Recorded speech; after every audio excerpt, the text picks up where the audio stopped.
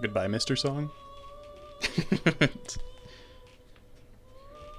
We must begin robot number 2. The New York one. I'm not looking forward to this, because I think there's going to be a lot of reading. Beep boop beep. Initial boot successful. Time stamped 420. 1999. 10/16/39. I know, a bunch of spooky people. The boot process was successful. This happens every time. A researcher with a tie couldn't tell one of them had a tie. You mean like a greeting? There's no need for that. They're just machines. 2 humans within visual range. Both male. Searching for voice print and visual matches. Personal identified as research staff. Not hostile targets. But things like that might affect the performance of these models. Because they have a mind? Their emotions and things are completely faked. It's no different than an AI. It can't possibly be that sensitive. Why does he sound like that one guy? I forgot his name, because he's not important. Well, he is important, but not... You know. Scanning for keyword and conversation. Running logical analysis. Cross-referencing with related data. Current conversation topic is not orders. Well, until we rule it out completely, we should at least be kind to them. So you say. All right, from this moment on, you will be registered as candidate unit number 031. Please repeat your number back to me. Confirming first order. Initializing unit number. Output via voice requested. Activating voice synthesis module. Accepting input. Unit number 031. Unit number 420. Did its pronunciation sound a little odd to you? Did that sound American? You're worrying too much. Let's hurry up and haul it out. Receiving action plan through console.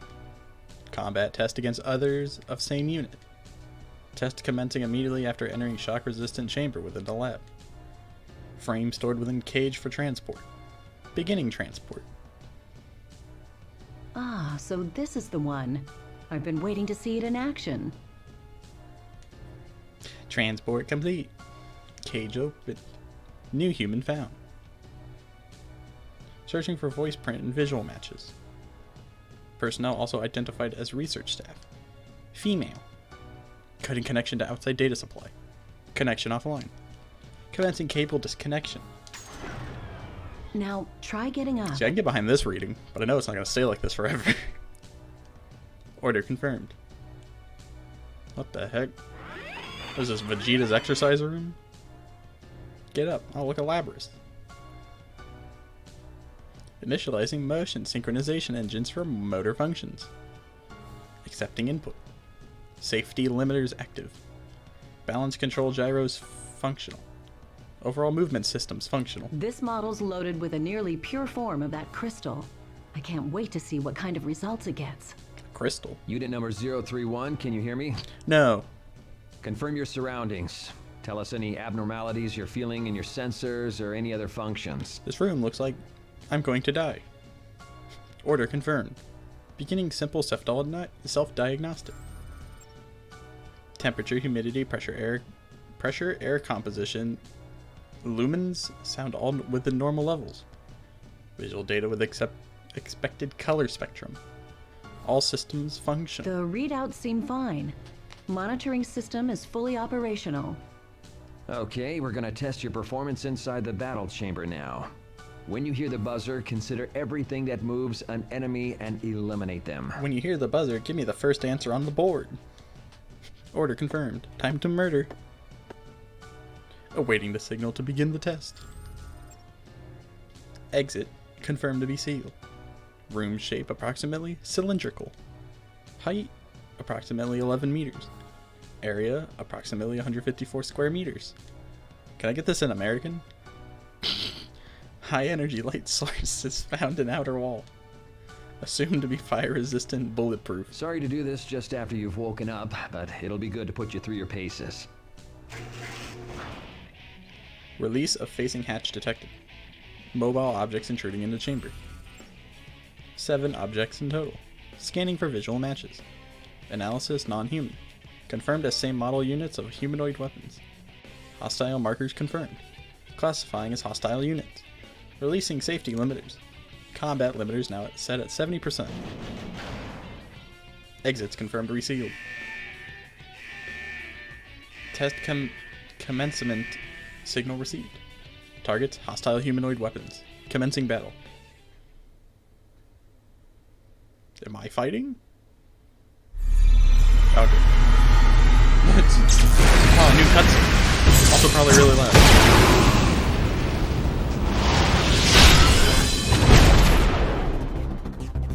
It's kinda cool. That wasn't.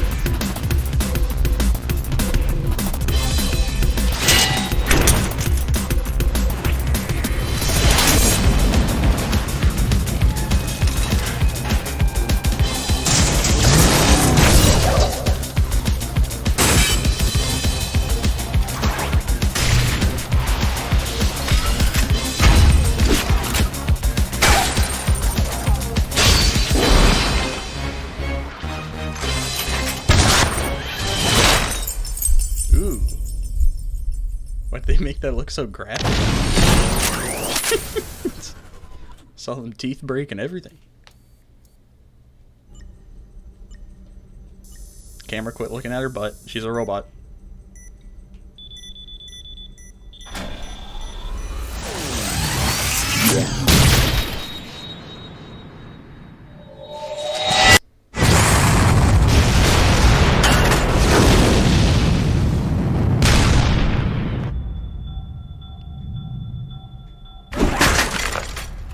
It's a robot. It can't breathe. Don't choke it.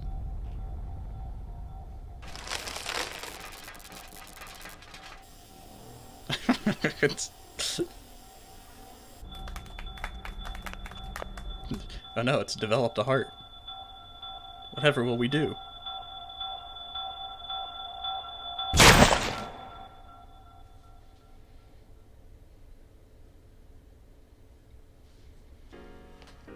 All targets eliminated. Hostile units no longer capable of motion. I murdered them all. Test termination signal received. Battle complete. That was better than we could have hoped for. Hey, what's with all the bodies? You made it fight that many on its first time? Don't worry, it did great. This is a new high score for the They first never stood a battle chance. results. Well done, Unit Number 031. Stand by for further instruction. Order confirmed. Exiting test chamber. Beginning transport to maintenance room. Resetting safety limiters. Taking seat in maintenance chair. We're done testing. Ah, she gets There's a portrait. still one thing left to do today. I'm going to temporarily shut down your optics. Can you close your eyes? We're going to make you blind. I hope you didn't like seeing. Order confirmed. Shuttering optic inputs. Connecting cables. Online confirmed. Switching a portion of data supply to outside source. We're going to transfer the data from the destroyed units into your memory. Run a diagnostic check while we're doing it and report any malfunctions. Wait, Understood? you're gonna make her remember she murdered people? Crazy. Order confirmed. Readying self-diagnostic.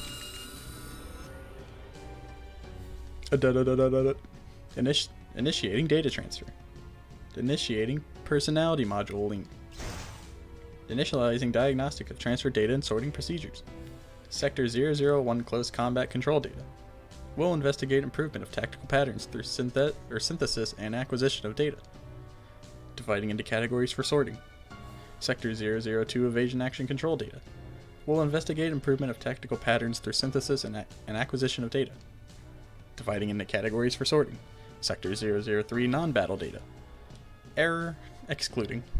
Sector 004 non-battle data. Error excluding. Sector 005 battle-related data. What could these be? Momentary disruption of data from visual information stream. A room that is not this place.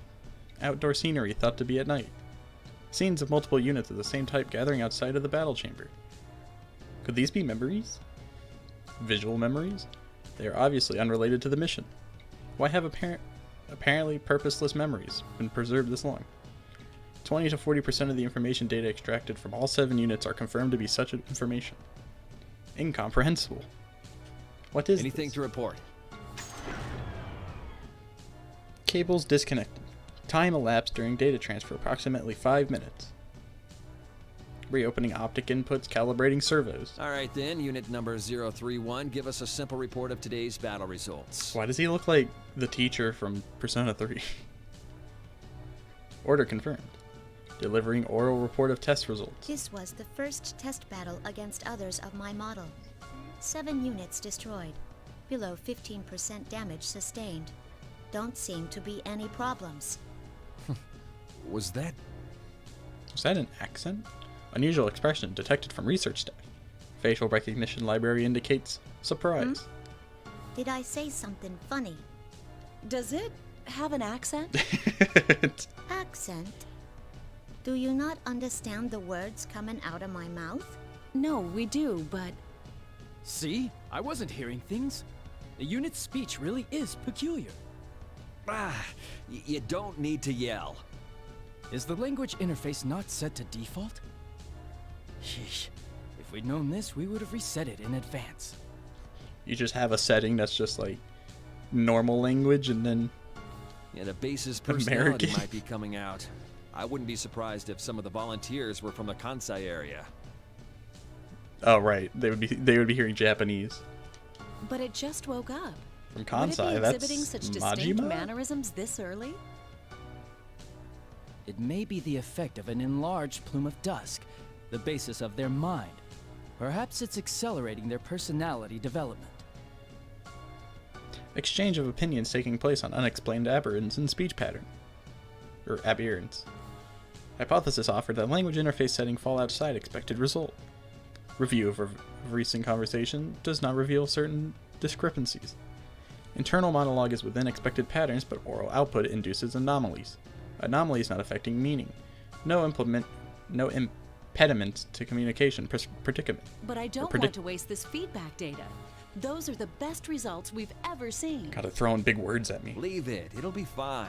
It can understand us anyway.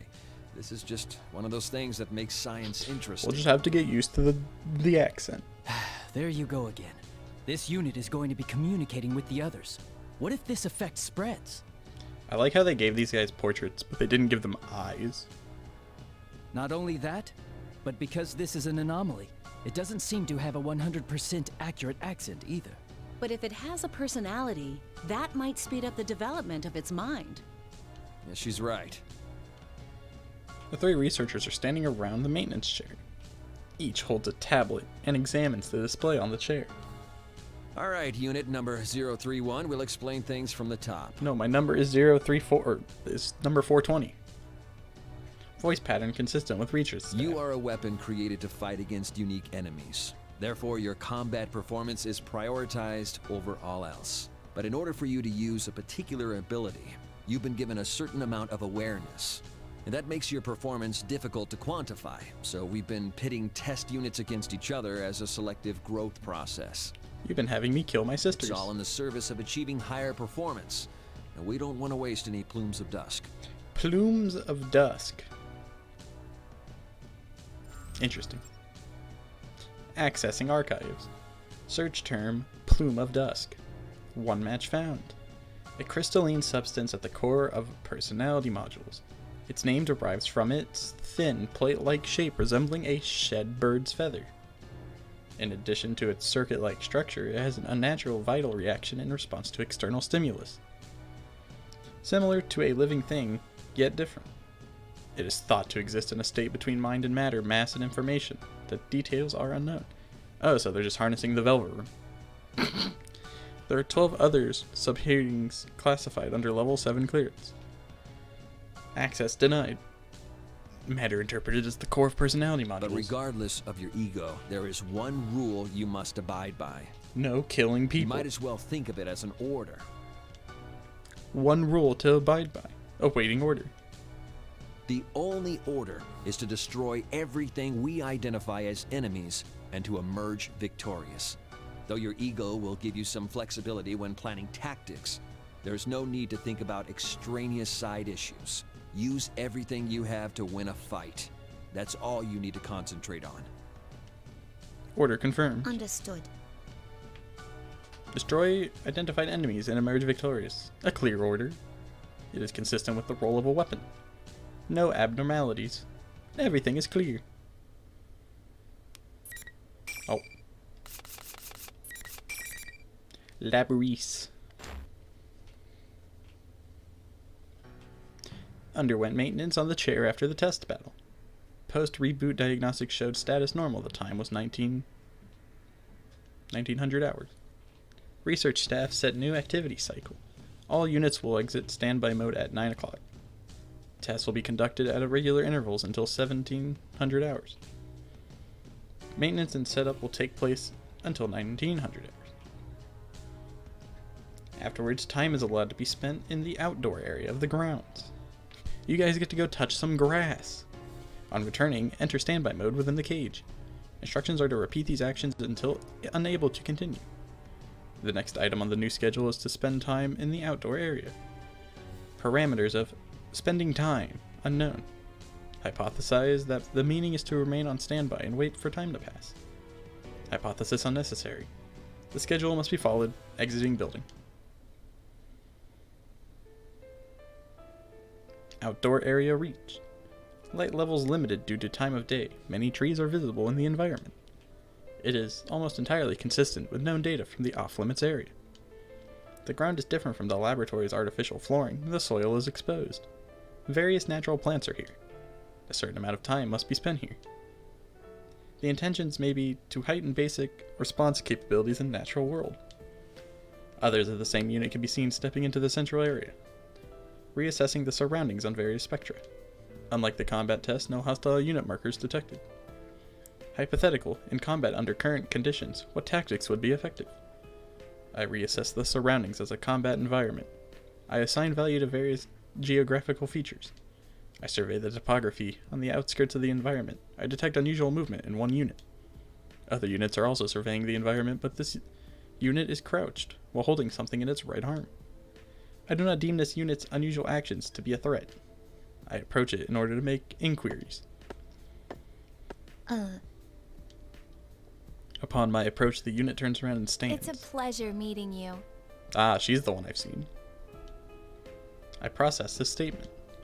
Its conversational gambit is unexpected. I find no prepared response in my libraries. You mean like how this is our first encounter? In that case, yeah. What are you doing here?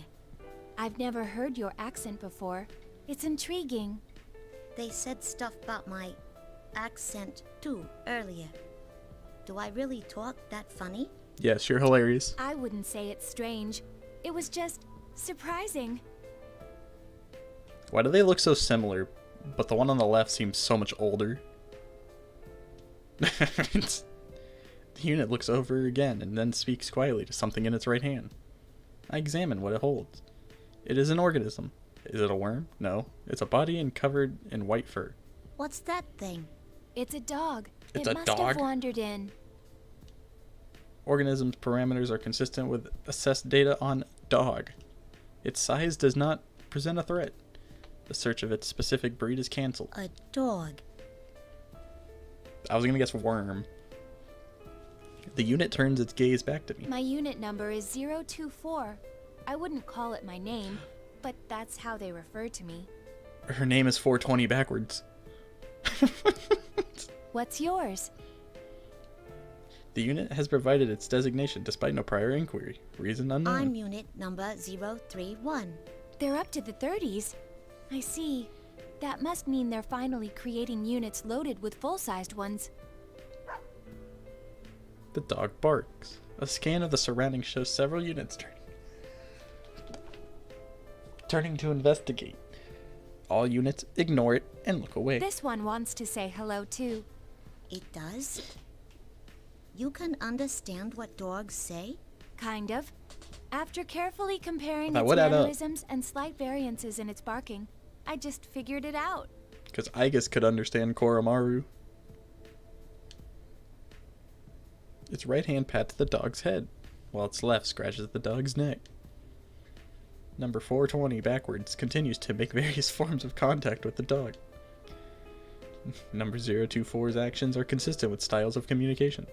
Hypothesis. The objective of spending time in this area is to develop communicative skills. Conversing with others of the same unit and refining communication will enhance cooperative tactics. Counterpoint. No value detected in communicating with organisms not of the same unit or human. What's the point in doing that with a dog? The point? There isn't one, I suppose. I just do it to do it. There is no point. Unexpected response strongly indicates that 024 is not like other units. Are you interested in what I'm doing, though? Interested? Is there interest involved? It seems to be the case. Unsure of purpose of earlier question to 024. Why ask it? Oral sensors detect electric noise. Recognized as pseudo-information involving no sound waves, yet perceived as sound data. It is the alarm signaling the end of this activity. All other units begin moving as one towards the building. 024 speaks to the dog it cradles. Sounds like that's all the time we have today. I need to get back. 024 crouches while petting the dog's fur-covered body and releases it onto the ground. 024 stands up again and turns around. It must be a small dog. I hope to see you again. 024's expression changes as it says this. This movement of the lip is known as a smile. It is shown when humans experience happiness. Contradiction. 024 is a weapon, yet it makes that expression. No hypothesis found. Or, is there no point to it as well? Spare cognitive process rerouted to analysis. Still, I cannot understand it. I can't wait till Labrys has to murder her. The next day. After being released from standby, I am assigned to a test battle against other units, or others of my unit, as yesterday. Order confirmed. I am taken to the same chamber the battle commences. I destroy the other 3 units and sustain little damage. As I wait there, the researchers come in. All have what seems to be high praise for my abilities. I do not understand how I should react to this. Should I give an expression of joy, as 024 did? The researchers crouch next to the units I destroyed and begin working on them. I think back and recall what they underwent this process yesterday as well. I am curious. I approach them. They open a slit near the unit's neck and use tweezers to remove a bluish-white plate-like object. It shines. They put the object into a petri dish. That distinct shine, neither strong nor weak, is light. No similarities found. I am sure it is similar to something, but I cannot access the relevant memory.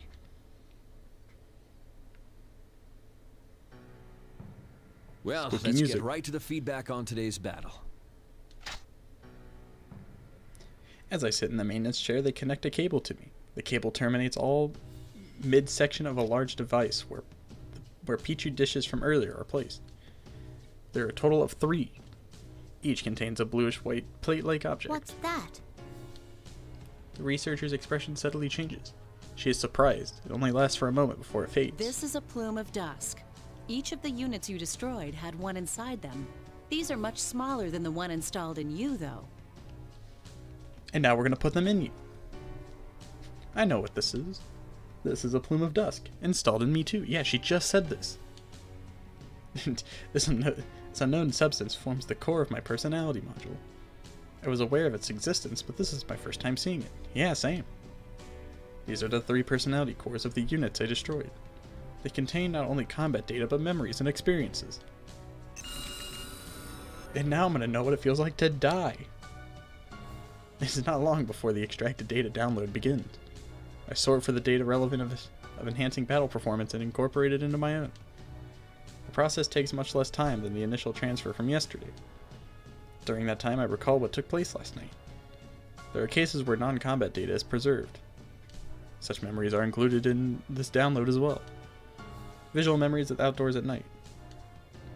Memories very similar to that were in yesterday's download too. Probably from time spent in the outdoor area. The units I destroyed seem to have assigned these memories to the same priority as combat data. Why though? It is effective in learning communicative skills, but that is a lower priority than combat. The visual element preserved here is irrelevant. Wait. Hypothesis.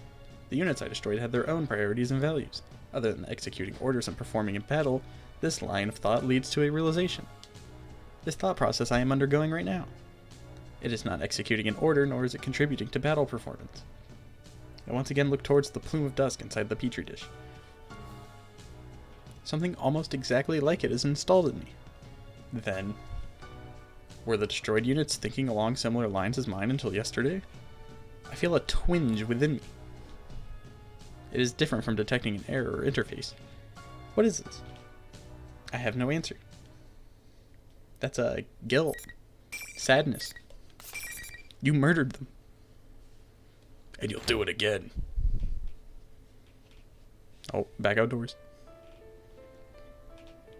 My second night of spending time in the outdoor area came. It started approximately 30 minutes later than yesterday, but there was very little variance in weather and temperature. The difference is trivial. The night sky has the same soft brightness. The wind and the trees are no different. Without understanding why, I initiate a data search regarding the tree that catches my eye. I learned that this tree varies slightly from specimens of its kind found in natural forests. Though this topography seems natural, it may be cultivated and managed by the facility. I decided to traverse the outskirts as I did yesterday.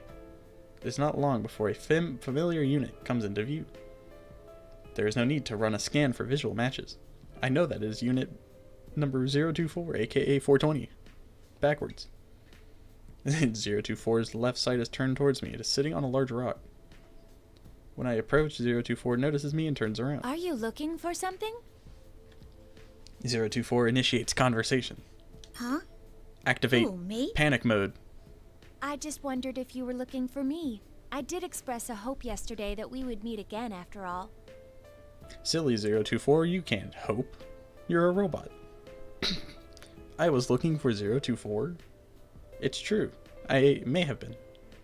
I began walking the same route as yesterday, but once 024 came into view, I changed course to approach. I may have been searching for 024 in this area. When are people gonna realize it's a bad idea to program robots with personalities? Never. Why? I am silent due to lack of an explanation. 024 smiles again. A smile.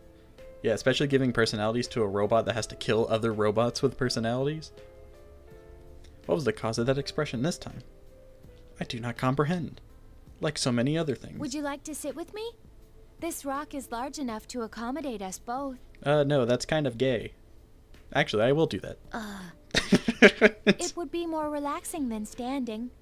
Thanks. Can a robot be relaxed? I sit in the offered space and gaze at the same scenery 024 is looking Can at. I ask you something?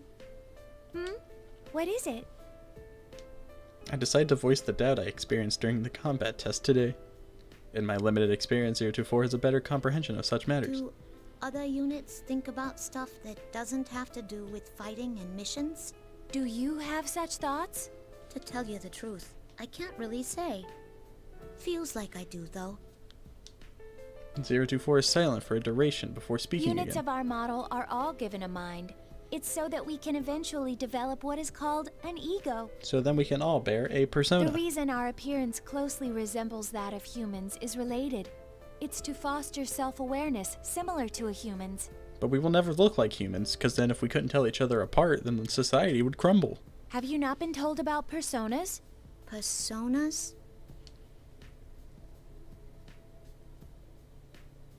The world is unknown to me. Or the word is unknown to me. Accessing archives. Searching for persona. Over 1,000 headings found. I must filter the results further. Which subject is 024 referring to? I am silent as I think. 024 smiles again and resumes the conversation. It's an ability expected of us that normal weapons don't have. The conditions to use one are theoretically already loaded in us. But a well-defined ego seems to be necessary to activate it. I am already aware that we have been given a mind. Today I saw for myself the part that forms our personalities. Is its activation triggered by development of communicative skills? I still don't have a good grasp on it. Though, 024 continues to speak. That's why I'm sure there are others with thoughts that do not pertain to missions. That would seem to be the case. Then Maybe those I've fought up till now. All had personalities and lives, yes. 024 trains its gaze on me. How does that make you feel? The opponents you destroyed may have thought similar things to what you just did. Do I feel things? I cannot say for sure. I am unable to respond to the question. 024's expression changes again. The expression could be classified as a smile, but is subtly different from the ones I've cataloged as experiencing before. Mixed with the joy and gladness of previous smiles, this one contains a slight hint of sorrow. It's okay. You don't need to come up with an answer right now. Robots with personalities always end up in rebellion? Yeah. Why would Labrys ever rebel? Or it'd be a shame if she did. It actually may be better to forget it. After all, tomorrow we may find ourselves ordered to destroy each other. Oh, don't get dark. Unit 420. Once again, I detect a twinge inside the hearing of 024's statement. It's similar to what I sensed during the data transfer today. What is it that wavers inside me? I am about to be lost in thought again. But as if to prevent that from happening, the signal for our schedule shift echoes in each of our ears. It's time. I hope we meet again. You guys have ears? As 024 quietly stands up, I detect an expression I have come to know. Another smile. It appears as if 024 is adopting these smooth changes in expression naturally and not deliberately. I wonder if I will eventually be able to do the same.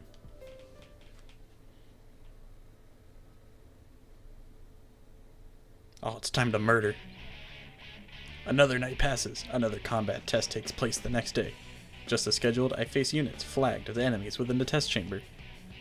I am overwhelmed with a strange sensation.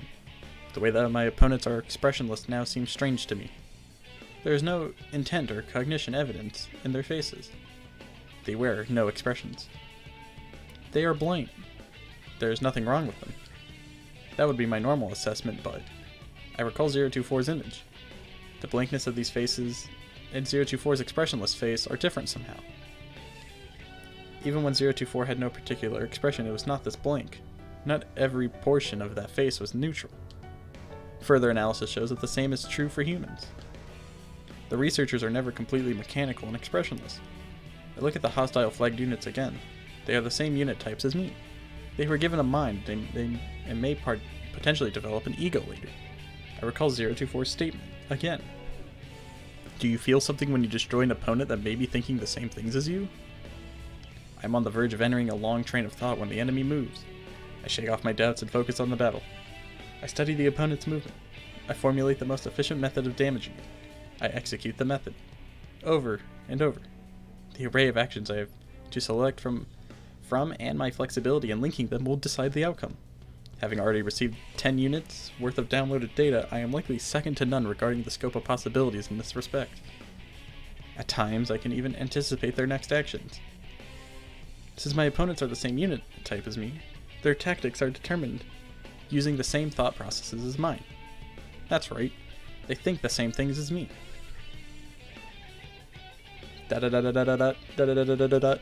Eventually, after approximately 4 minutes pass, all opponents are silenced. I successfully executed my mission and murdered them all.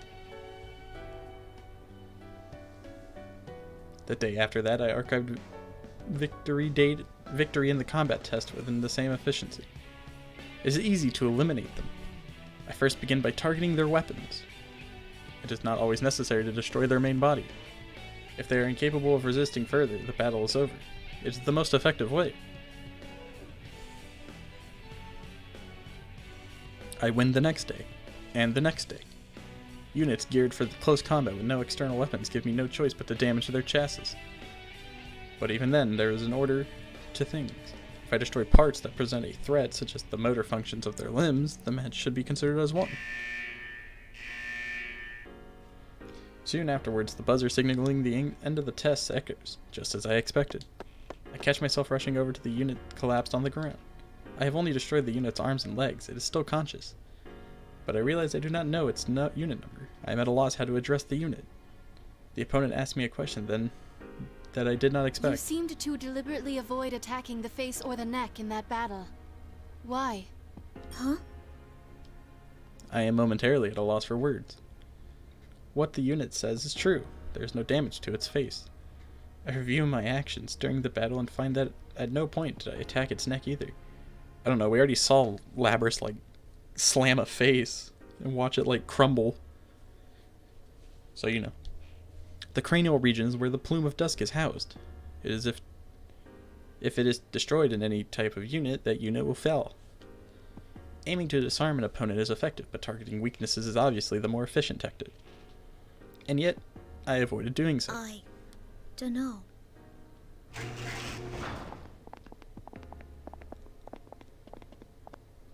The researchers enter the chamber and hide the unit from my field of vision. I cannot determine whether my last words had an effect on the opponent's expression or not. She's learning. It's only These a matter of past 3 time. days, it hasn't been destroying the other units beyond repair, like it did in the first battle. It must be learning to finesse its attacks rather than just using brute force. The result? Swift, overwhelming victories. Its evasive skills are improving as well.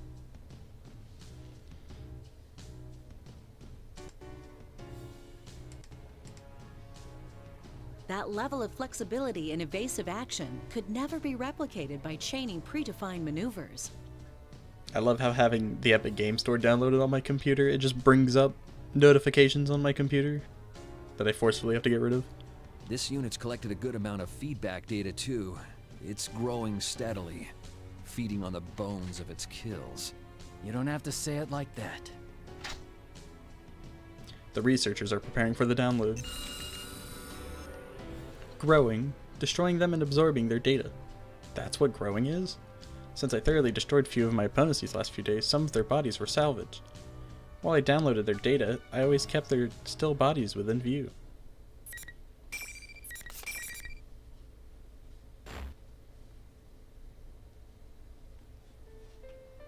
Oh look, we're gonna touch some grass again. Just as the combat tests are repeated, my actions outside each night are repeated as well. I become aware that I am seeking out 024 of my own will lately. When I attempt to communicate with other units, most often, they cannot understand the meaning of my questions. This prevents us from conversing. But that may not be the only reason. I want to converse with 024. I've begun to desire it. When I go to see 024, the white dog I saw on the first day we met appears from somewhere. This one seems to have been raised as a pet somewhere far away from here. But one day, it was brought to the forest near here, and its owner suddenly disappeared. Oh, it was abandoned. It seems unlikely that 024 obtained such a detailed history of a stray animal from the research staff. Was all this information obtained by communicating directly with the animal? From a dog that does not speak human language? Its name is apparently Snowy. At least, that's the name it responds to the most. I thought it was a dog. Dogs can't have names. Oh, well, the name of this animal is a dog. But how do I put this? Snowy is what this specific dog is called. Snowy. Snowy barks once, as if comprehending its name. It's white, like snow. Easy to remember. Hello. When I reach out my hand, Snowy rubs its nose against it without being frightened. The way it presses at my fingers feels as if it's showing pride in its name. I do not know the tactical advantage that communicating with animals offers to a weapon, but I feel that there is a value in spending time with it. I decide to spend my outdoor activity time that day following Snowy around with 024.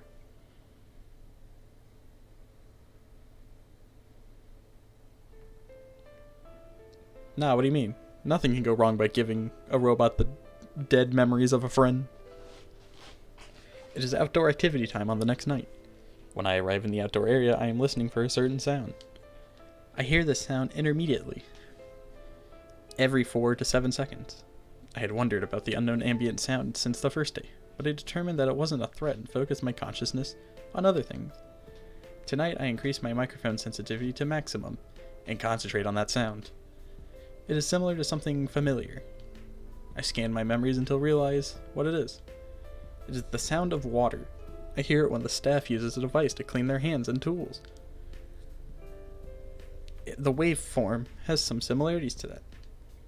But if the sound is at this volume in such an open space, the volume of water must be higher than normal supply would allow for.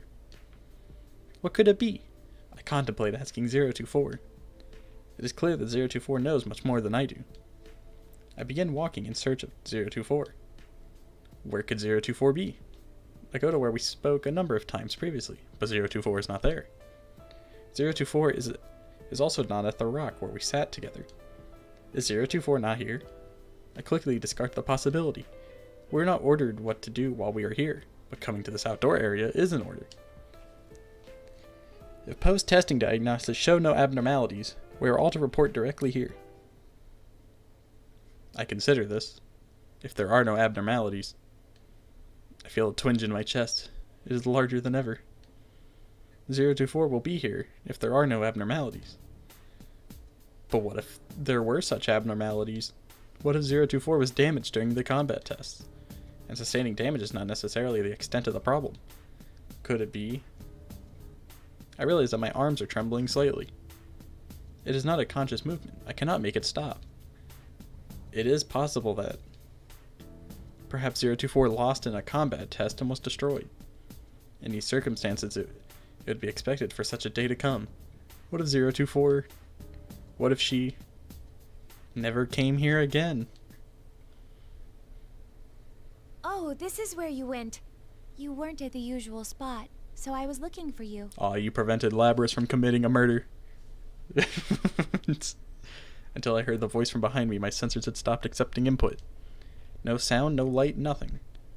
Oh, she was seeing black. She was gonna go murder the other robots. All of them come back online with her voice. I turn around. 024 furrows her brow and looks into my face. What's wrong? The look on your face seemed as if you saw something frightening. My face? My expression?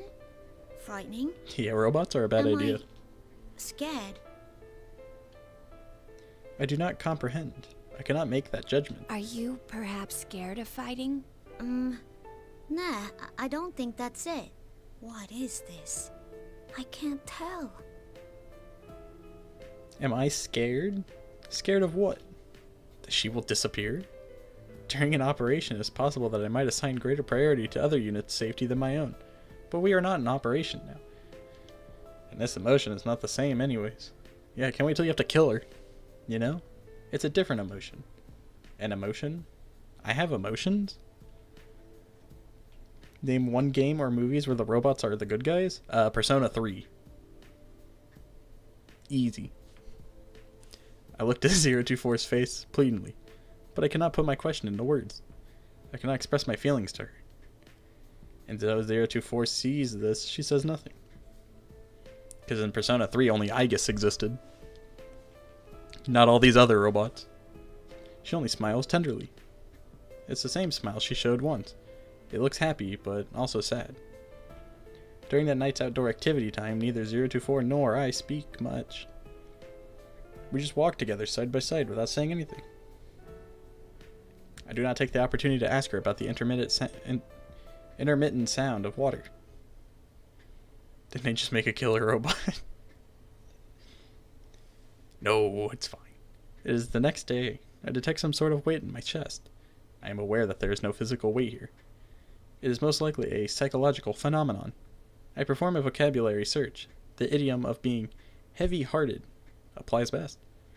I cannot help but find it amusing. It is a very apt phrase. But what is causing this heavy-heartedness? That I may not be able to see 024 someday?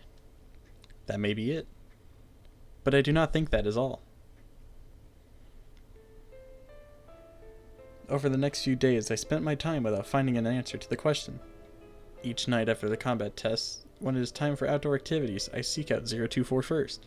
And each time I confirm her presence, I feel an indescribable sense of relief and rush over to her. We exchange standard greetings in the first few days, but that practice was eventually discarded. Now there are no special greetings between us. We can understand each other without words. Our eyes and expressions communicate enough.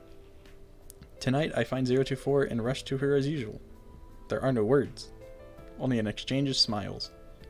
We begin walking together. Do you remember me asking before if you were scared of fighting?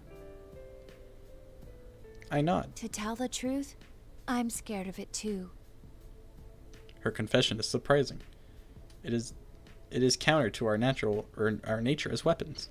Yet, for some reason, I am not surprised by it. I'm afraid I'll lose and be destroyed, and it's painful for me Well, to then make get good. others go through the same ordeal. You don't want to die, or get good. We may be weapons, but shouldn't we be driven by more than seeking victory? I've been wondering that for a long time. But that's against orders. Shut up, Labrys. It's 0224 gives a half-hearted smile. I'm sure things would probably be much simpler if I stopped thinking and just obeyed orders. Abandoned thought. Become monkey. Unfortunately, I finally found it. I found my answer. Your answer? There's someone I want to meet. I feel like meeting this person is my own objective and not an order given to me. Who are you trying to see? Since we have never left this facility, we have absolutely no acquaintances with outside people. There should be no relationship. But I immediately understand. This person she wants to meet is someone on the outside. Even I don't know what I thought, or why I thought so. But when I reflect upon that thought, the indescribable wavering within me becomes greater than ever. Ever since I started thinking that I was scared to fight, each day was painful for me.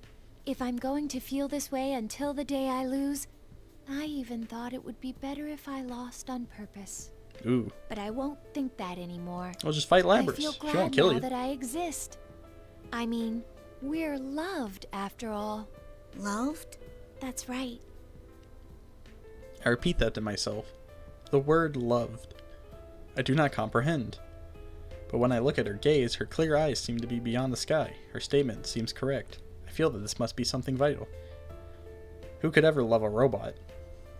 It couldn't be me.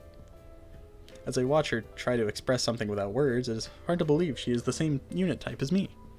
It seems more that she is human. Why are you telling me this? It's probably because I didn't think anyone but you would understand. Well, I hate to say it, but I'm not sure I really get it either. I'm sure you'll understand one day. I hope so anyway. Sheesh. Sheesh. Why you gotta be so cryptic? 024 laughs at this. It is the purest smile I've cataloged. I know without comparing it to anything that this is a smile of pure joy. I detect Snowy playing at my feet. After playing at 024's feet for feet 2, Snowy runs off about 3 meters and then turns around. Its tail moves vigorously back and forth. Soon afterwards, Snowy sits on the ground and looks up at 024. I watch 024 crouch and pat its head, and I am thinking back about other things. Things besides fighting and defeating the nearest enemy. My own objective. Someone to meet. I still do not fully comprehend. But the way she is playing with Snowy tonight looks more fun than ever. Her smile seems very natural. If the answer she discovered in the origin of that smile, I would like to understand it someday too. I can feel that desire budding inside me. I'm waiting for it. I'm waiting for her to have to kill her.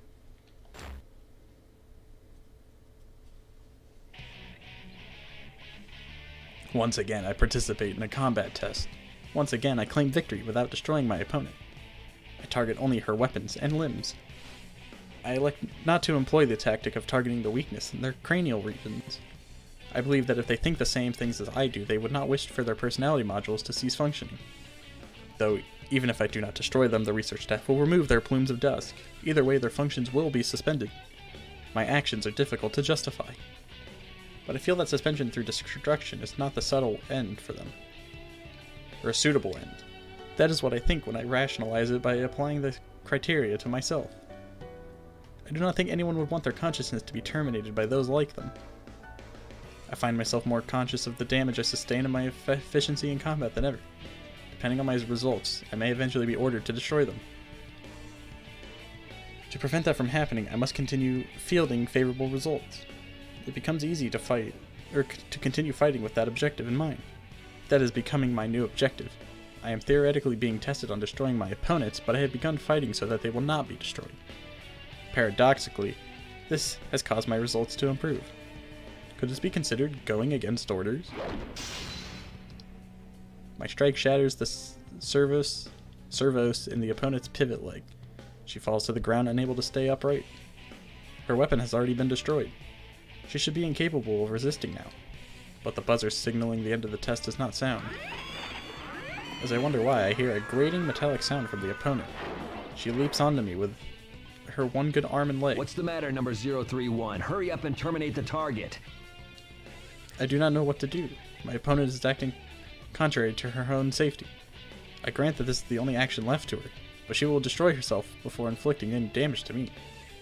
A tactic that puts one's life at risk like that? Putting one's life at risk? What am I saying? We are weapons. We exist to obey orders. We cannot prioritize our self-preservation without a change in those orders. That is why she is challenging me to a fight. She will do so until all of her circuits and servos burn out and she becomes incapable of action. As she grapples with me, I put my hand on her neck and squeeze. I adjust my grip strength limiters to 70% of maximum. The opponent's body makes an abnormal sound. After this, I sense the main lines of the bridge unit snap in half inside the soft structure. Her movement stops. Her limbs go flaccid, indicating loss of consciousness. I can see my reflection in her optic inputs. They have lost their focus and look like black holes. I gasp. The face I see reflected in them is not expressionless. How should this expression be classified? I have seen it sometimes when 024 smiles. This face indicates sadness. The buzzer signaling the test end finally rings.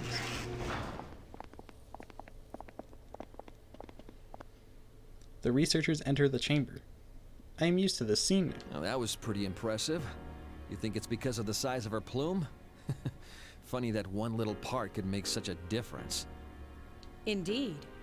Most of it is due to differences in their tactical mentalities. It may be on the cusp of what we would call an ego. Considering how everything's been going so far, I'm starting to believe more in persona abilities. One little part? Is it true that the plume of dust installed in me is comparatively the largest among units of my type? But does this part determine everything about us? 024's smile seems much more human than mine. I find myself opening my mouth to speak, but I realize that the statement I am about to deliver is a protest. I am quick to abort. Was I about to deny the staff's authority? They speak to me. My confusion seems to have gone unnoticed. Well done, unit number 031. That was an impressive display of destruction. Plus you cleanly severed its transmitter, leaving the plume of dust unharmed. That's certainly ending things on a high note. You did what we would consider mass destruction. Ending things on a high note? An act of destruction is a high note? The researchers look at each other while holding the petri dish with the bluish-white plate-like object. One of them says, "This is the one." All right, number 031. As of today, the test battles are finished. Oh, we're done murdering people. Huh? It's over? I cannot help questioning the unexpected statement. All the results indicate that you have the very highest performance out of all the units of your model. I'd say we can go ahead and earmark unit number 031 to be the base for developing the 5th generation. The base? It means that you're the winner. The combat tests are over? Will I no longer be required to fight? A strangely intense sensation of relief fills me. It is not because I won and earned some kind of reward. If the tests have ended, those of my unit type that are not yet destroyed can escape that fate. Interesting. It seems that I was reluctant to destroy them after all. My priorities have become inverted. Yet I am so happy that I smile. The researchers notice this expression as well and smile back. Okay, we're going to begin the usual review of the feedback. So come over here.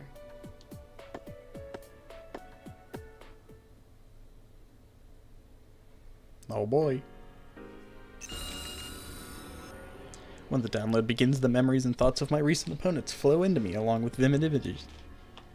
Sifting through battle data has become a routine I have repeated so often that I am barely conscious of it now. I pursue the non-combat memories she preserved. It is the landscape of the outdoor area again. At first, I could only vaguely recognize it, but now I can pinpoint exactly where this memory is from. It is near the biggest tree. The memory is of its flowers. There are images of a small shoot, a budding plant, and a blossoming flower. She must have had an interest in this concept of growth. For we machines, the growth of an individual is an unknown concept. But one of us took an interest, where I had only seen it as past of the landscape, or part of the landscape. It seems that she, too, had her own thoughts unrelated to our orders and battles performance. She simply did not show it. I recall what 024 said. My own objective and not an order given to me. The twinge in my chest returns. I'll make sure to hold tight to your memories. This was the last thought that formed in my mind.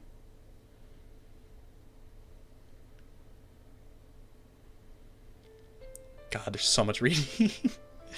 Once again, it is time to spend time outdoors. I quickly meet up with 024. It seems she was looking for me as well. Hey, can I talk to you for a while? Not a while. The You can talk to me Labrys for told me the today that they were putting for the required kibosh on time. the test battles. Kibosh. I see. It's over then. Look, I've been thinking. If they end up tossing us out soon because of that, I want to go with you to go see that person you were talking about. The one you wanted to meet. I might even put in a formal request about it to the lab boys. 024 takes my right hand. Before I can determine her intent, she pulls a cable from her wrist and connects it to the port in my own. She looks at my face in silence. Thinking that she wants to confirm that the tests are in fact over, I nod.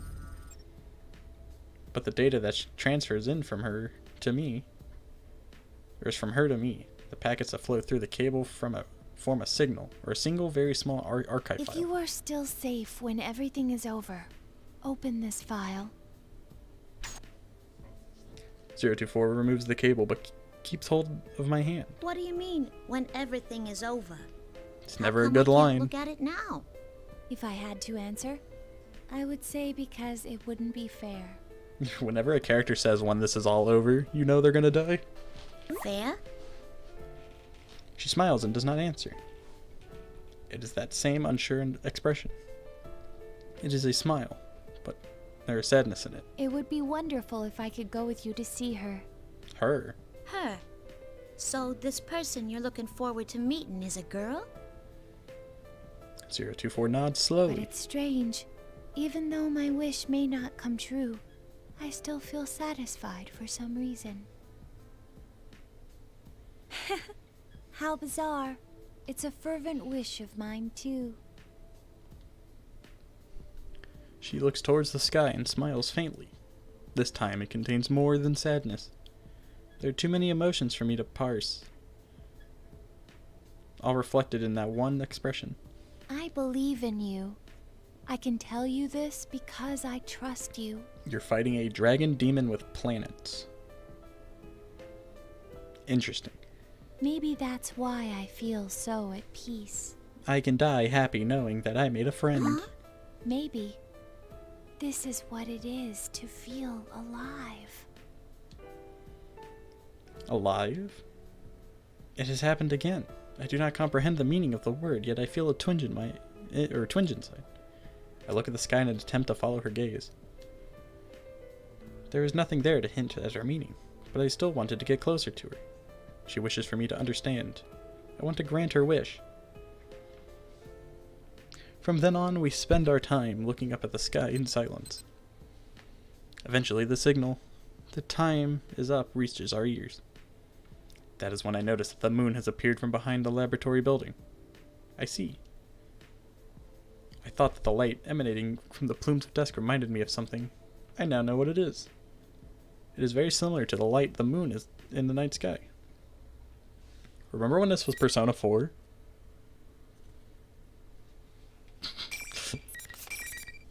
Now we're watching a robot drama? Which, I mean, I'm down for. This is cool. The sun rises, and the next day arrives. After coming out of standby, I am ordered to enter the shock-resistant chamber once again. From what I am told, it is for a different purpose than the combat test.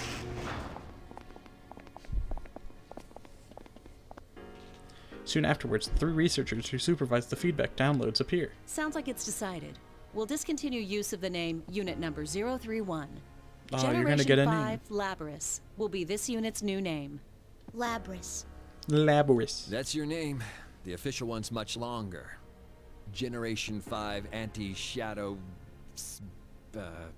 5th generation anti-shadow suppression weapon. Come on, guy. Keep up. 5th generation anti-shadow suppression weapon Labrys. How hard is that to remember? It's a cool title. Labrys. This designation by a name that is not a number. I never questioned being called 031 until now. Nothing about it seemed awkward. But I wonder why. I am happy now to have acquired a name. Even if my designation changes, it will not have a concrete effect on my abilities. But by discarding my number for a name, I feel as if I am no longer one of a series within me, with minute variations. I am a discrete individual. That may be why. I find myself smiling as a result. From now on, the battles you fight will not be to test your performance. They'll be geared toward drawing out a persona. First, you will fight all the remaining units of your model type. Your objective is to destroy them. Every last one. Wow, who'd have guessed? Huh? I am perplexed at the disconnect between their tone of voice and the specific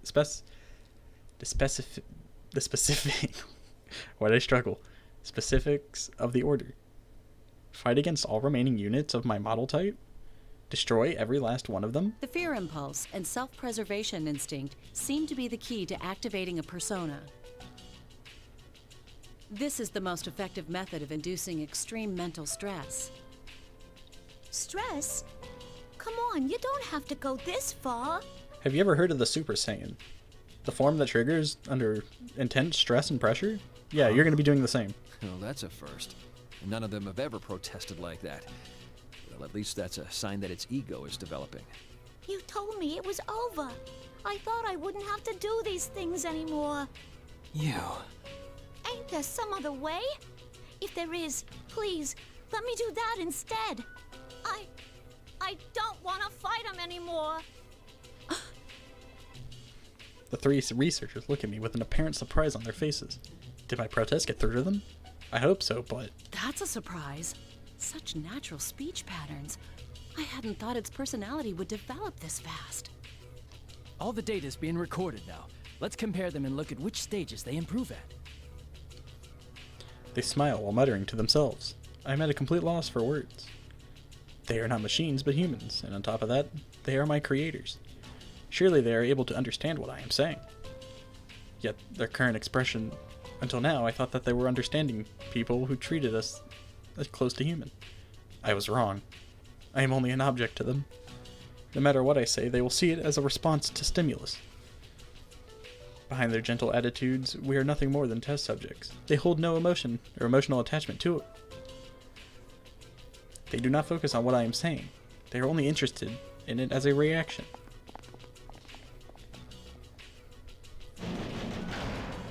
The researchers ignore my stunned silence and hastily leave the chamber. Their figures are hidden behind the hatch. Soon, with a terrible low-pitched sound, the hatch on the other side begins to open, right where the opponents come through. I will be forced to fight again today, and in the days to come, I must continue to destroy my opponents each time. I cannot find the words I want to say. I slowly turn my head towards the hatch, but what I see there truly leaves me at a loss for words. No. Guess who it is?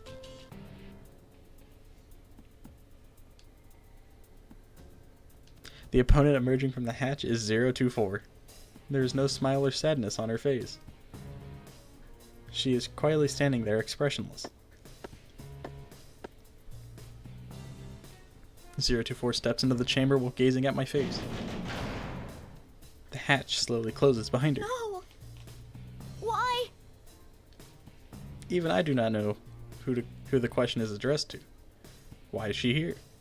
Because she was ordered? Do I have to fight her now?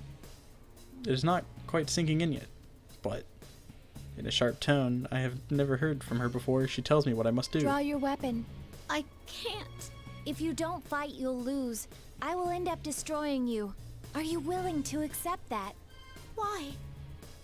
Why are you saying this stuff? 024 ignores my questions and reaches behind her back with her right hand. The multi-use weapon unit releases from her back. It becomes a great sword in her right hand. It is approximately 1.5 meters, as long as she is tall. It is also alarmingly wide and fitted with propulsion devices. It is difficult to process seeing the weapon pointed at me. If you fear being destroyed, if you have a heart capable of fear, then there's no need to hesitate. That alone gives you the right to attack me with all your strength. But doesn't the same go for you? I cannot help but plead. 024 does not answer. But it appears that a very small smile forms on her You lips. said there was someone you wanted to meet. I can't fight you knowing that. You can't take Labrys serious with her voice. Yeah. I turn an appeal to the researchers watching us from the other side of the glass wall. Come on! Stop this! I don't want to fight anymore! You're not me! I press against the transparent wall and continually strike it with my fist. Though my safety limiters are disabled, it must be coated with something. I cannot even scratch it. The researchers standing on the other side are completely expressionless. It is as if they are machines themselves. I beg and plead, but they do not respond. If only there wasn't this clear glass wall between us. I am so frustrated. Why? I then hear 024 speak up weakly behind me. Only one of us can exit this chamber. Huh? They never told you, since you were strong enough, that battles never lasted very long. But that's the rule of this place. I don't think she'll ever say that. The only time the door leading beyond that transparent wall opens is when one of us is considered unable to fight. From the start, this whole setup never took our feelings into account. I can say nothing. I can see from her words that what atrocious battles were forced upon her. But talking like this is a waste of time. I can see I won't spur you into fighting with just words alone. It's time to murder. As soon as she finishes, 024 leaps into the air, swinging her sword at me. I quickly jump back and barely dodge the attack. Her sword slashes the space where I had been at the speed that could have killed me. The tip grazes the chamber floor. Red sparks fly. She is serious. It finally sinks in. I jump away to put distance between us. I don't intend to meekly accept my destruction. I have my own goal, after all. Now, fight me. Fight me! Fight me! Do I get to fight her? I have no choice but to fight. But a thought crosses my mind. In terms of basic combat strength, mine is probably higher.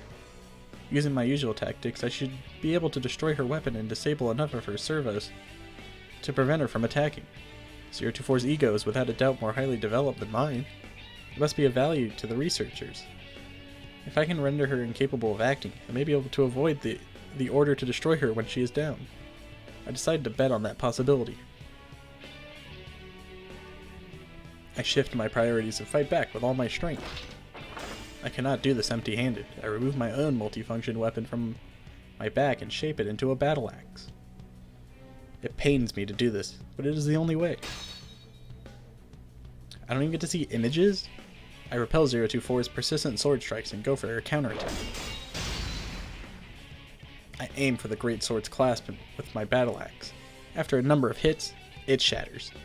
My next target is the transmission system from her shoulders and knee joints. In terms of output and movement itself, I detect various differences between us. Amongst those of my unit type, I awakened latest. Compared to 024, not only my personality module, but my limbs as well have been upgraded to the latest versions. It is only a matter of time. 024 loses virtually all offensive capabilities and falls to the floor. As I planned, 024 is mostly undamaged apart from her weapon and motor functions. I immediately turn towards the researchers behind their invisible wall and raise my voice. Isn't this enough? She had that ego thing way before me. Destroying her won't do anyone any good.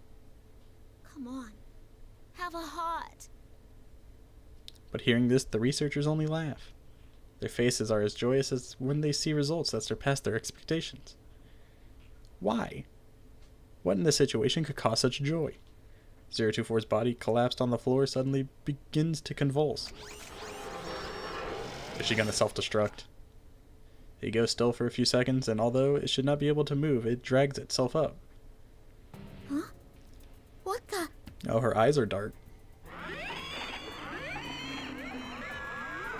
Unpleasant metallic sounds are coming from all over her body.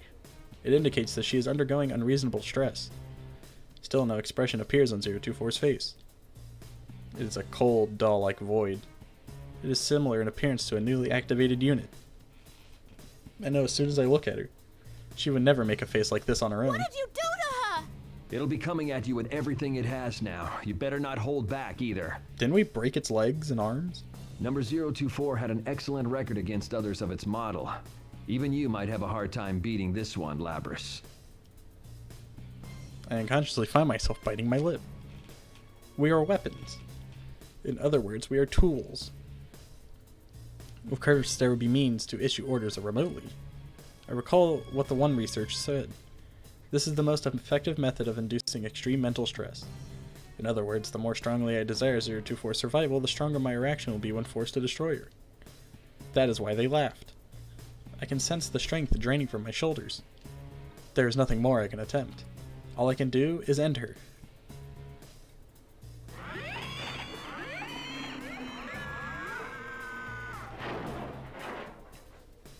Behind me, 024, or rather, her animated shell, approaches me, its limbs shaking. I suppress all thoughts unrelated to tactics and slowly turn around. My body goes cold, my arms move into positions as if controlled by someone else and ready my weapon. Da-da-da-da-da-da-da. Da-da-da-da-da-da-da. Oh, she's crying.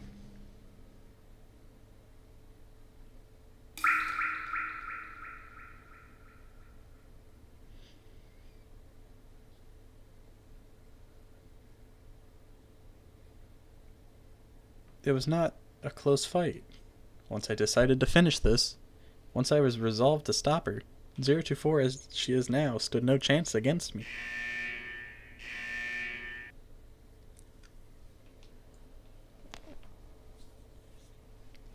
I fall to my knees next to 024. Her limbs have been shattered. She will never rise again. My processors are overloaded with things I cannot understand. I feel as if all processing has slowed. 024's face turned to the ceiling. Hey, are you not gonna look at me anymore? You're not gonna smile again? I did not expect her to respond, but 024's face moved slightly. I stare at her without knowing how to react. She turns her gaze to me and smiles. I'm sorry to leave you alone. I leave the rest to you. Those were the last words she spoke. I can't believe this. There's a smile on 024's dead face. She's smiling at the one who destroyed her and robbed her of her dream. All at once, everything hits me in a torrent of emotion and data. I've lost her. I did it. I took everything from her. My vision begins to fade. My thoughts go with it. I cannot determine whether the lights are actually dimming or if that is only my perception. It is too much to handle. I collapse to the ground helplessly like a crumbling statue.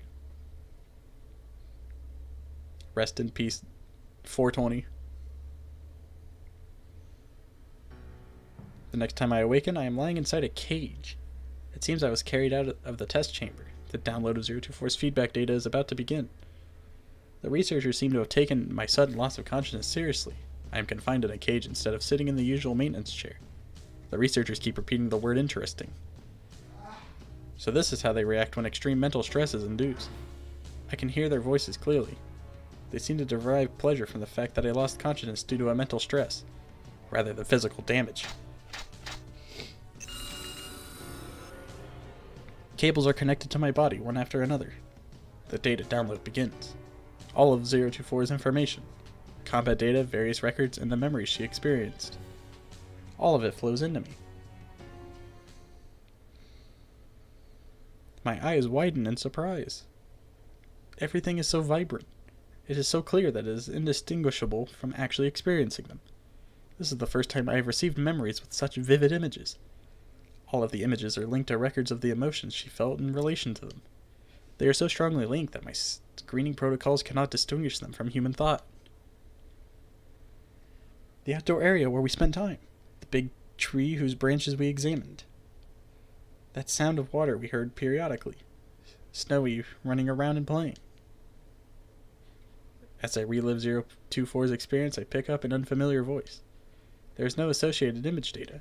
Only the voice can be heard. It is a female voice. There's a female researcher at this facility, but this voice belongs to a younger person, still in human development stages. Who's it gonna be? I know the world is a big place. And I know that there's a lot of people in it. But I won't be able to see it for myself, or meet many of them. This just sounds like a young Labrys. I know that too. I'm too weak for that. Her speech is different from the researchers and those of my unit type. It is very similar to my own speech output. Thinking about it has made me sad more than once. But I didn't want to do nothing and be left with regrets. That was when my mom and dad looked into some options. And we decided to go with this experiment. If even a sick girl like me could make herself useful to others in this world, I thought I ought to go for it. Who could this be? I know only that she is female. She is in a situation where her condition prevents her from moving freely. It seems that instead of lamenting the fact, she has decided to volunteer for an experiment of some kind. Where did 024 hear this voice? Does she know this person? I wish I could ask her, but that is no longer possible. At first, I kept wondering how much I could really contribute. But after hearing more and more about the program, I started to wonder about the others more than myself. Others? It is strange, but when I hear that, I feel 024's heart waver. Was she surprised? Perhaps even I feel something unexplained. Yeah. Unexplainable. My big wish is to make myself useful to this world. But the ones born from me... Is born the right word for it? Kind of embarrassing. My other wish is that the ones born from me are happy. I doubt I'll be able to talk to them in person or stay with them. Are they implying that they're using this girl's brain to make the wish robots? From the bottom of my heart that they all have happy lives. People's voices have unique characteristics. In the past, I would have expressed it as a variance in waveform, but each has what could be called its own texture and temperature to it. This voice sounds very warm and kind. I would like to listen to more of it, but the speech ends there. There are no more related memories from 024. While the cable's disconnected, I decide to search the archives for results matching that voice. Sadly, there are no results, but during the search, I suddenly remember something. The archive given to me by 024 last night. I quickly open the folder and find a single text file inside. If you are reading this, then I have most likely been destroyed. It may be that you already understand the concept of guilt, but you have done nothing wrong.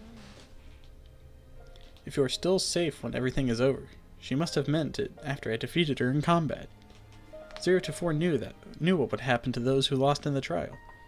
What emotions was she feeling then? Was she going through her mind as she prepared this file? I feel something wrench inside my chest. I happened to access certain data during the feedback treatment and learned something. Artificially creating a personality from scratch is very difficult, though they hope to achieve it in 2 generations. But those of our model were actually made from the template of a certain girl's personality. That includes you and I. She had left a recording for the units created using her personality. A message for those of us who did not yet exist.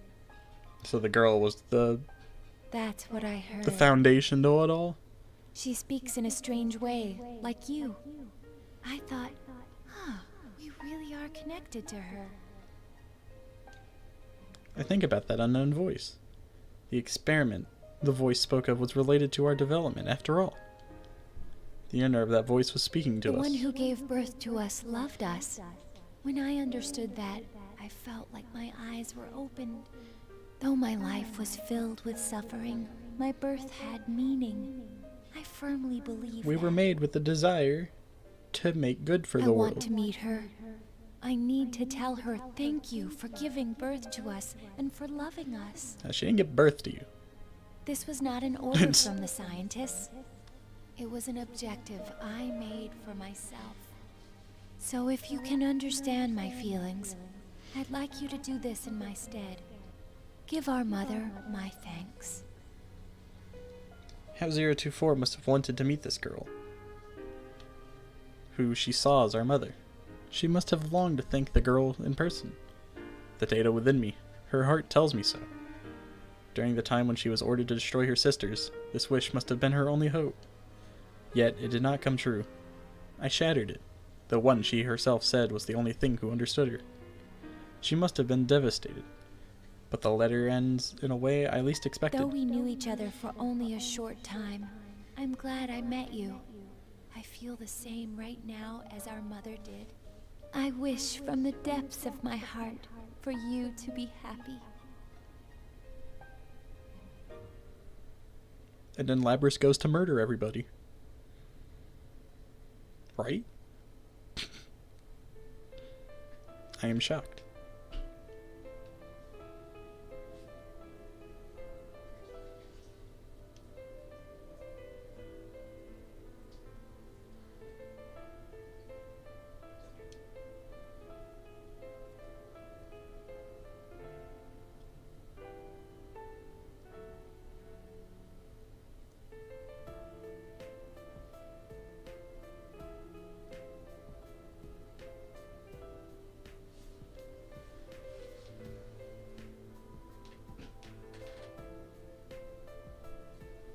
How can she feel that way towards someone who may one day destroy her? I realized that the visual input from my optics is experiencing distortion for some unknown reason. An unfamiliar source of water trickles down my cheek. Labrys, is she crying? Did we program her with that? So she is. I can't believe we're actually seeing a machine being driven to tears. But its mental graphs are clearly abnormal. What kind of information did it download? Who knows?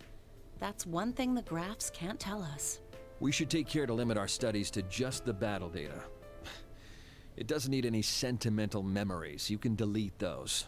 Why make a weapon so emotional that it can cry? One researcher ain't about it. Oh, not this song. Delete them. Something roars within me. It drowns out the feeling of 024 and our mother that had filled my heart. Delete! Like hell you're deleting my memories! Under no circumstances will I allow what 024 left for me to be deleted for their convenience. I will not forgive this selfishness. We have been treated callously by the researchers in this laboratory.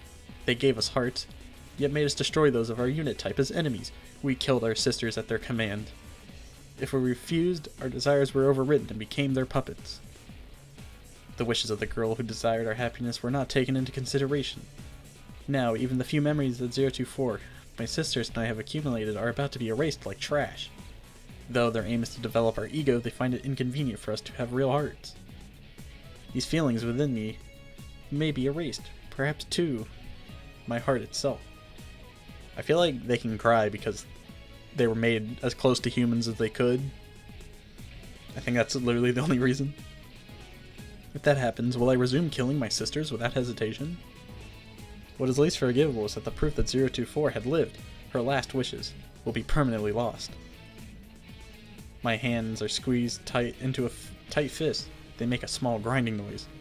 The goal that 024 found for herself was left for me. I will carry it out as my own now. I will burn it into my heart as my goal. It is a duty I impose on myself gladly. Nothing will make me surrender it. It must be fought for. Or rather, it must be protected, even if it means fighting. What the? Its emotions are spiking into the red. I've never seen anything like this. Hey, what's that warning? No. Labrys is in battle mode? What? You guys better run, she's about to murder. The enemies. We're the only ones here. You're the enemies. I am able to release all my limiters despite being inside the cage. The researchers monitoring me on their tablet PCs seem perplexed and alarmed by this. They should be. They are witnessing an override of the principle of non-aggression towards humans. They are flustered and too panicked to speak clearly as they announce that an emergency has occurred. One of them steps away from the cage I am in and reaches for a switch with warning labels around it. Suddenly, restraints appear to bind my limbs. Are you saying those mental fluctuations were enough to override the OS's restrictions? That plume's playing pranks on us. Hey, hurry up and delete those memories. Oh, she's mad. These memories in my heart are not unnecessary. What do you think we are? Something I have not felt until now. A sensation like heat spreads throughout my body. A trembling, burning wave rises within me. Soon afterwards, I realize that this is an emotion. There's a name for this feeling. It is anger. I reroute all my strength into my restrained limbs.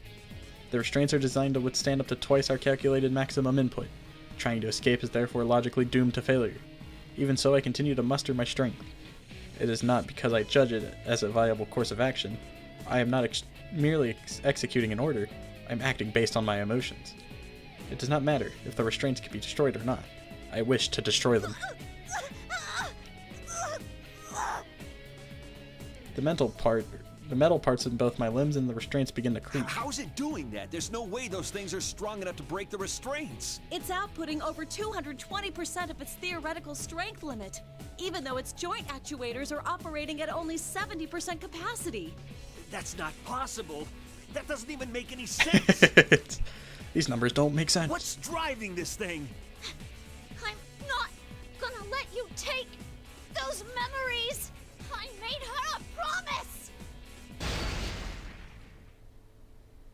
The next moment, a rupturing sound like a small explosion shakes the entire room. The heavy metallic bands restraining my arms and legs shatter. I jump out of the cage and run towards the open door. I must escape from here. I have to get out and see the girl who loves us, though we're not created or yet created. To fulfill Zero Two's wish, which has now become mine. But when I enter the hallway connected to the outdoor area, I am met with barricades and heavy artillery. Oh, come on! I ain't even got any projectile weapons! My sister units and I have never been equipped with firearms. I recall it being due to concerns over a unit's mentality affecting the accuracy of its aim. Instead, we were given short-range weaponry, a chain arm, and other implements in my case, but they are not sufficient to deal with range of firearms. However, I do have a countermeasure. We have a giant battle axe.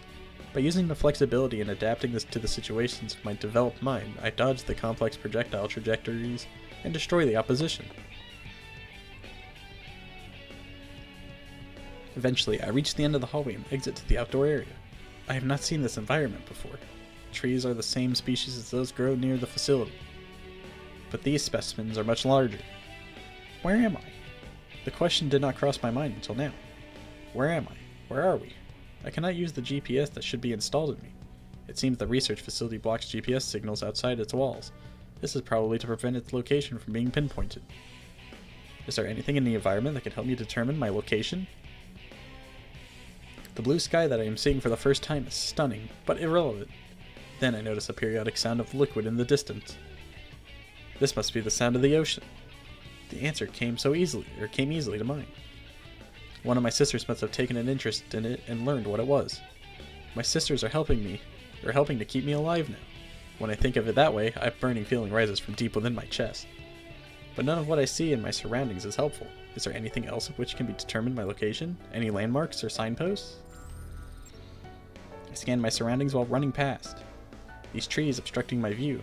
They are a unique species. That may be a hint. I review the tree's characteristics once more and run another search on them. I attempted this once already, but there is much more data available to me now. Once again, results come easily. This variety of tree is known as a cedar. It is found in many habitats, but the cedar here are unique. The tree's shapes and age implies is so different that it is nearly a separate species. If that is because of the differences in environment, it may be useful in determining my location. That is when an unfamiliar sound reaches my ears. The heavy rumble of what sounds like a motor.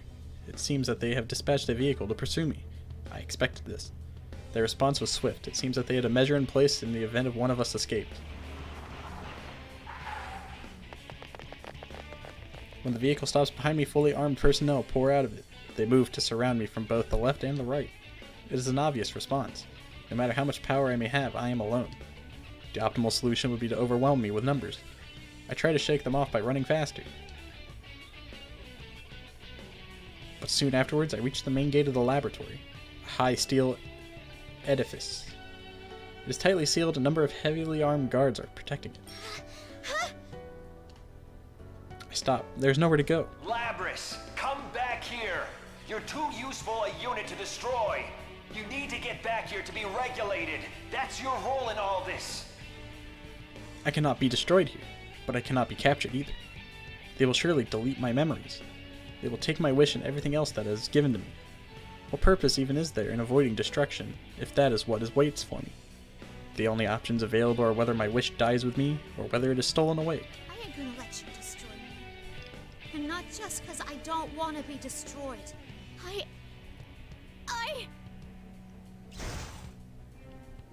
Oh, did she awaken to the persona? The moment I focus my concentration to remove the limiters on my onboard weaponry, I sense an unknown strength rise within me. Directly afterwards, something that cannot be quantified fills my body and the surrounding area. Huh? What the? The pursuit vehicle suddenly stops. The Reacher staff gets off, one after another, shocked. This reading, is it on the verge of a persona reaction?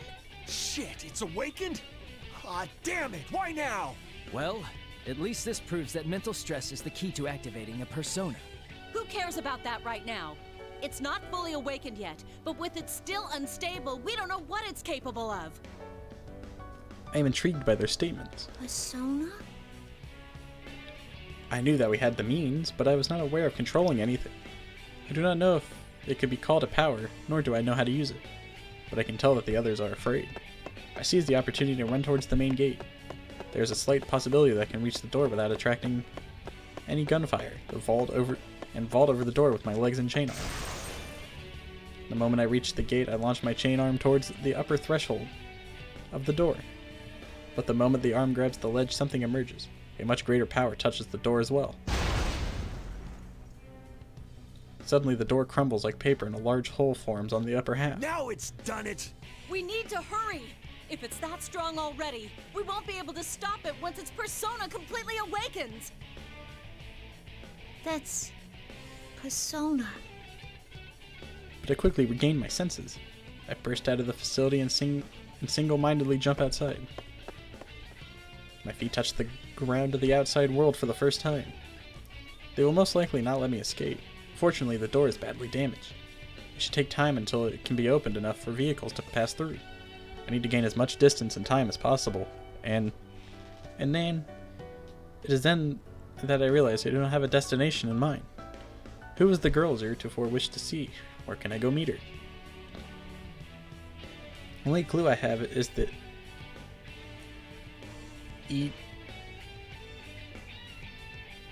is the girl's speech. I have learned that distinct speech patterns are often associated with specific regions. I should begin by traveling to where that style of speech is common. It is reckless, but I feel confident. At the very least, I can get closer to the girl than I am now. Although my situation is dire and I am under pursuit, internally I am cheerful. There's a bounce in my step. For some reason, I cannot regain calm.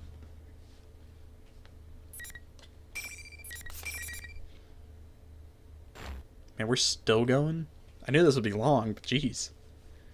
Just then, 5 meters ahead, something white and fluffy crosses my path. It is Snowy. It notices me and approaches. I am worried about my pursuers, but I cannot dismiss 024's beloved Snowy. I lower my speed and run with it. I then notice that the scenery we are passing has calmed. My surroundings are very different now. The blue sky that was previously obstructed by the trees is now clearly visible. The green grass is shining vibrantly in the light of the sun. And there is a deeper blue than the sky ahead. Many lines of white run across it. Is that the ocean? Snowy barks as if in an answer. I feel like it is saying, "That's right." I could not previously comprehend Snowy. I did not have an interest in trying. But now I can grasp what Snowy is saying, as if I could speak its language. I know that it feels happy to be able to run with me. I feel as if 024 is inside me. Though we were forced to part, she certainly left me many things. Not only her wish, but other things as well. Well, I'll find her come hella high water. Are you with me, Snowy? Snowy barks energetically. I respond with thanks and smile. 024 and Snowy are encouraging me. Though I do not have any clues, I will find her, no matter what happens or how long it takes. I search my current location once more. Now that I am further from the research facility, I can use my GPS to triangulate my position. but on seeing the results, I cannot help but stop running. Snowy stops a little further ahead and then returns to me. My current location is Yakushima with the Kagoshima Prefecture. It is a remote island far from shore. No. The island's perimeter is only 132 kilometers. In such a limited area, it will be a matter of time before a full-scale manhunt apprehends me. The research facility must have been built on an island in anticipation of such situations. Even if someone were to escape the facility, the island's geography would contain them. It is essentially a natural prison. I do not want to believe it. So why is there a dog here? But my hope was meticulously strangled before it was born. However, I cannot wait here to be captured.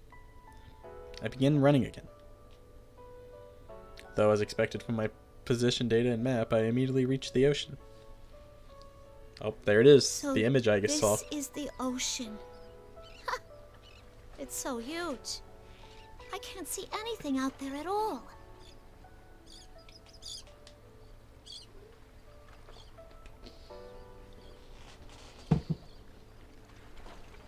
I look at the glistening surface of the ocean, reflect the sun's light, and ponder its beauty. I am at a loss. Though I knew it would come to this, I could not stand idle. Despite this, my feelings sink. Snowy looks at me from time to time, and I stop running and begin walking. Its gestures of concern forces me to smile and tell it that I am alright. The forest becomes a grove, the trees grow sparser.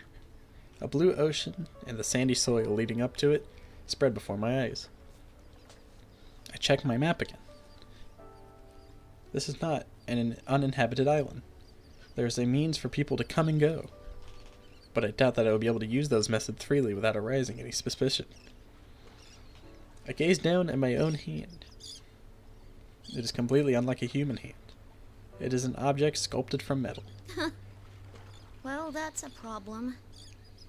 What should I do? My question seems to dishearten Snowy. Come on, don't give me that look. Ah, well. Maybe it's my fault for getting so frustrated. Sorry, Pooch. Just as I am about to crouch and pat Snowy's head, Snowy moves as if avoiding Snowy? me. Snowy circles around behind me and growls towards the way we just came. I train my sensors in that direction and sense presences in the distance. They may be keeping their distance on purpose. Since I have no firearms, they must understand that their effective range exceeds mine. Looks like they're coming. Oh, they're gonna kill the dog. Amongst the human soldiers are a number of my sister units. Is it possible that I can convince them not to fight me? I dismiss the idea as hopeless. Though they may have awakened to their ego, after my escape they will be under their commander's control. Even if that isn't the case, they may think that their orders are absolute, just as I did once. Knowing why they're here doesn't make it any easier to deal with them. It does not seem as if they will attack at once. They must understand that I am already at the ocean and have nowhere to escape. I do not want to surrender, but I am frustrated by my powerlessness. To be caught like this, I have my own mission to accomplish. The ocean sparkles, the periodic sound of water I once heard from afar echoes from it. As I gaze at the clear water while it ebbs and flows, a mysterious feeling rises in me. Wow. Look at that. It's beautiful. Little did they know, I have the ability to turn into a boat. My opponent shows no indication of moving. I step out onto the sand after cataloging that sensation. I approach the pier stretching to the ocean. When I step onto it, the wooden plank creaks. I can hear Snowy's light tread behind me as well. I stand at the end of the pier and look out at the ocean. I wonder if she is beyond this ocean that seems to stretch forever. The girl 024 wanted to meet. The girl that I wished to meet as well. This mother figure who loved us and wished for our happiness. While my thoughts turn to the girl whose face I do not know, I decide to preserve the ocean's beauty in my memory. After all, it may be the last time I will be able to see the ocean as myself. The odds are high that when I am restrained and return to the facility, my memories will be wiped. I am scared. I am frustrated. I do not want to be erased. But I do not think all my hopes are lost yet. This may be the end of me. But just as I inherited the memories of 024 and other units, my memories will surely endure into the next generation. So I will keep these feelings along with this beautiful ocean scene deep within the origin of my heart. There it cannot be erased or tampered with. The blue sky and ocean, the shining sun and glittering water, and the gentle breeze and calm sounds of the waves.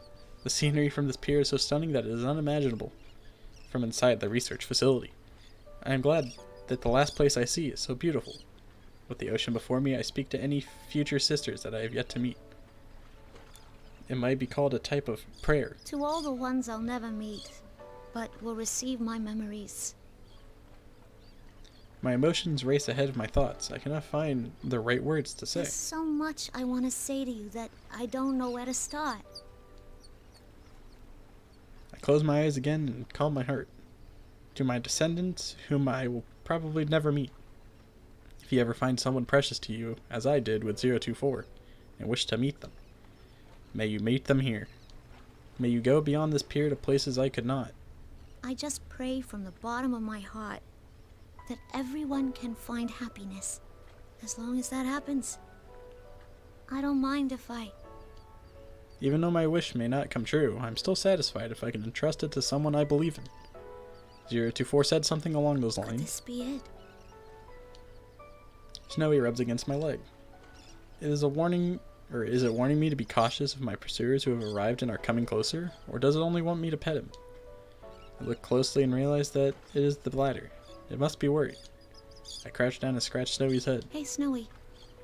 You think this is what it means to feel alive? Snowy looks at me while wagging its tail. I pick up Snowy and gently hug it. Snowy shows no sign of resistance and allows me to do so. My pursuers are closing in now, but I will not run away or run anymore. It is true that I am still frustrated, but it is strange. I am also satisfied. Snowy licks my cheek. Thanks. I'll be okay now. Things are about to get hairy, so you should hurry and get out of here. I let Snowy go, but it does not leave me. Oh, come on. If you don't go, it'll make things hard on me. Okay? Snowy looks at my face for a while. Eventually, it droops its head and walks off. Snowy looks back several times, but soon disappears into the tall grass. My relief is cut short by 5 armed humans pointing their guns at me. I have no intentions of resisting. I smile at them.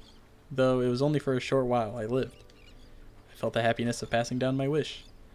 It was only for a brief moment in time, but I may have granted the wish of the girl who is our mother. I allow myself to be restrained without resistance. They take me back to the laboratory. I was so absorbed in my escape attempt that I did not notice the severe damage I inflicted upon the facility. No, she didn't kill anybody. It seems that the delicate machinery used to tamper with my memories is in no condition to be Damn used. it! Look at this mess! Going after humans? Oh, I bet the girl they used as a template for this model was a snotty brat too. Even if we delete its memories, it'll be too dangerous to keep using this unit. There are so many things about it I want to research, though. It's not worth the risks. The 5th generation anti-shadow suppression weapon will be sealed indefinitely once it's fully restrained again. The voice, the last thing I hear before my consciousness is cut off.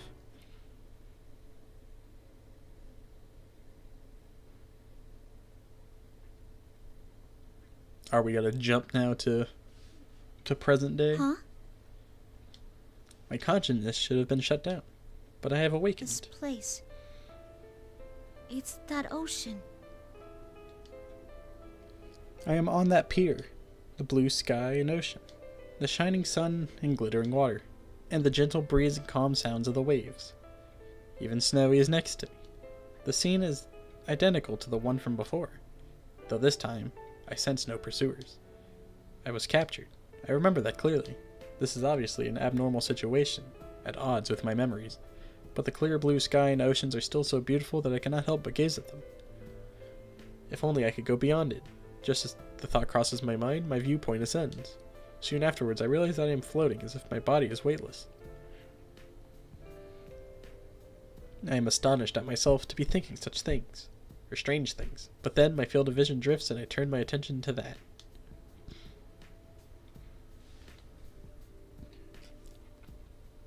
The scenery I knew already begins to mix with other environments I do not know. They become a connected continuous image and pass like a slideshow. From time to time I pass through the drifting images. But I cannot grasp anything within those spaces. Even when they are about to collide with me, they pass right through. Could this be dreaming?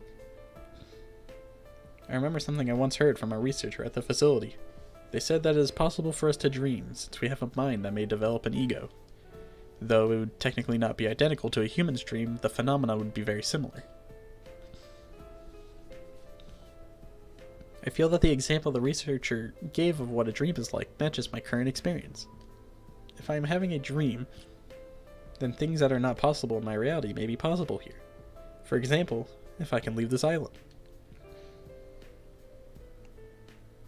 If I can go beyond the ocean. The girl that 024 and I wanted to meet said that even though she knows the world is big, she would not be able to see it for herself. What could that have meant? Was she in a place that limited her world, as I was unable to leave the island? Just when it seems that the images flowing around me have stopped, I find myself in an unknown room. There is a bed here. Next to it is a flat screen monitor. There are also white shelves surrounding the bed. To one side is a stand for an intravenous drip. There is a machine connected to it by cords. Though it is small, it appears to function as a life signs monitor. This is similar to the research facility. Could it be a hospital? The voices that sound from somewhere belong to a man and a woman.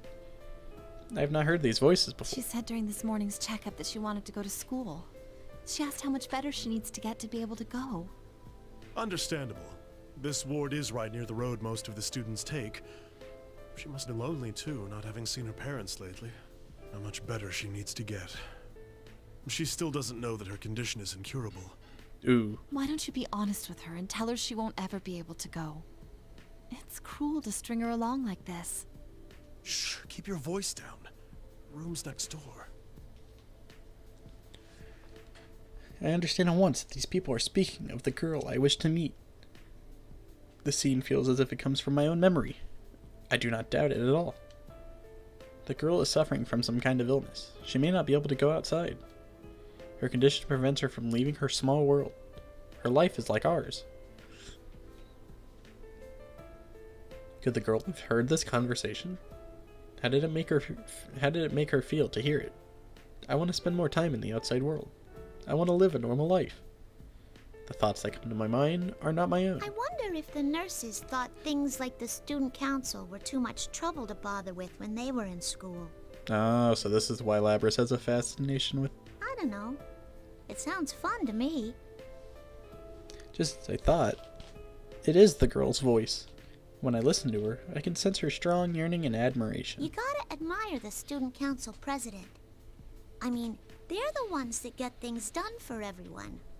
But I guess it's because they're like that in the first place that they get to be president, huh? The girl had a strong desire to attend school and live a normal school life with friends.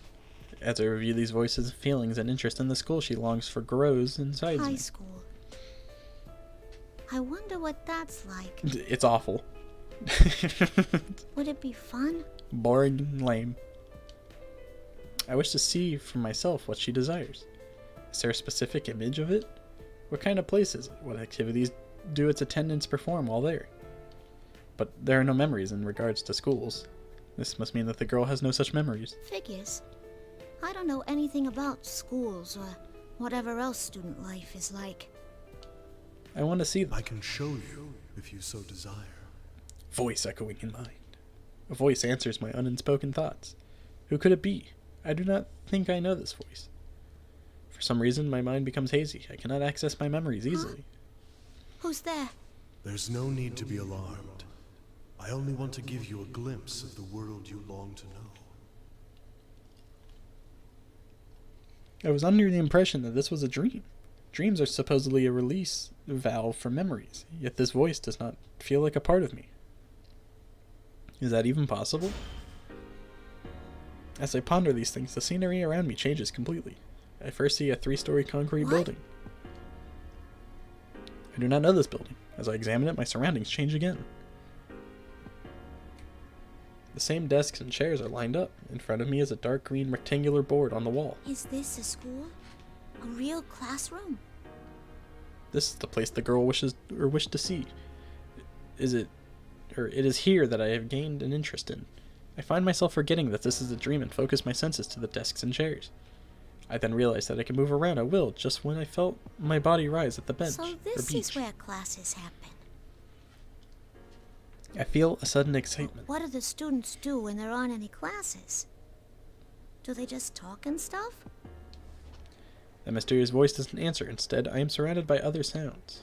Many voices are talking at once. It reminds me of the sounds of waves near the ocean. But the sound is lively and enjoyable. The voices belong to boys and girls surrounding a desk. They are laughing and talking. They wear common clothing, though there are some differences. These may be uniforms. It is interesting to see that each person's uniform is distinct in some way. This is how Labrys knows these guys? What? That student is the only one with something around his neck. A girl with short hair and a green jacket raises her right hand. Next to her is a girl with long black hair wearing a red jacket. She smiles. Then there is a well-built young man with strange spiky hair. In contrast to him, I can see a small, delicate, intellectual-looking young man. Last, I see a young man with a calm demeanor sitting at a desk. What kind of nonsense is this? The front of his uniform is open. His white shirt is showing. They seem to be talking about something. I cannot quite discern what it is. The scene proceeds to show various points in a normal school day. Classes, activities, clubs, student council. It looks like so much fun that I can feel the excitement. But then I remember. This is all just a dream. I am only dreaming. No matter how much I want it, there will never be a day when I can attend school for myself. All the scenes that I saw centered around the young man and his friends. I will never join their circle. I cannot go to school. I'm not even human. I consider this self-evident truth once again. Though I look human, I am a machine made by humans.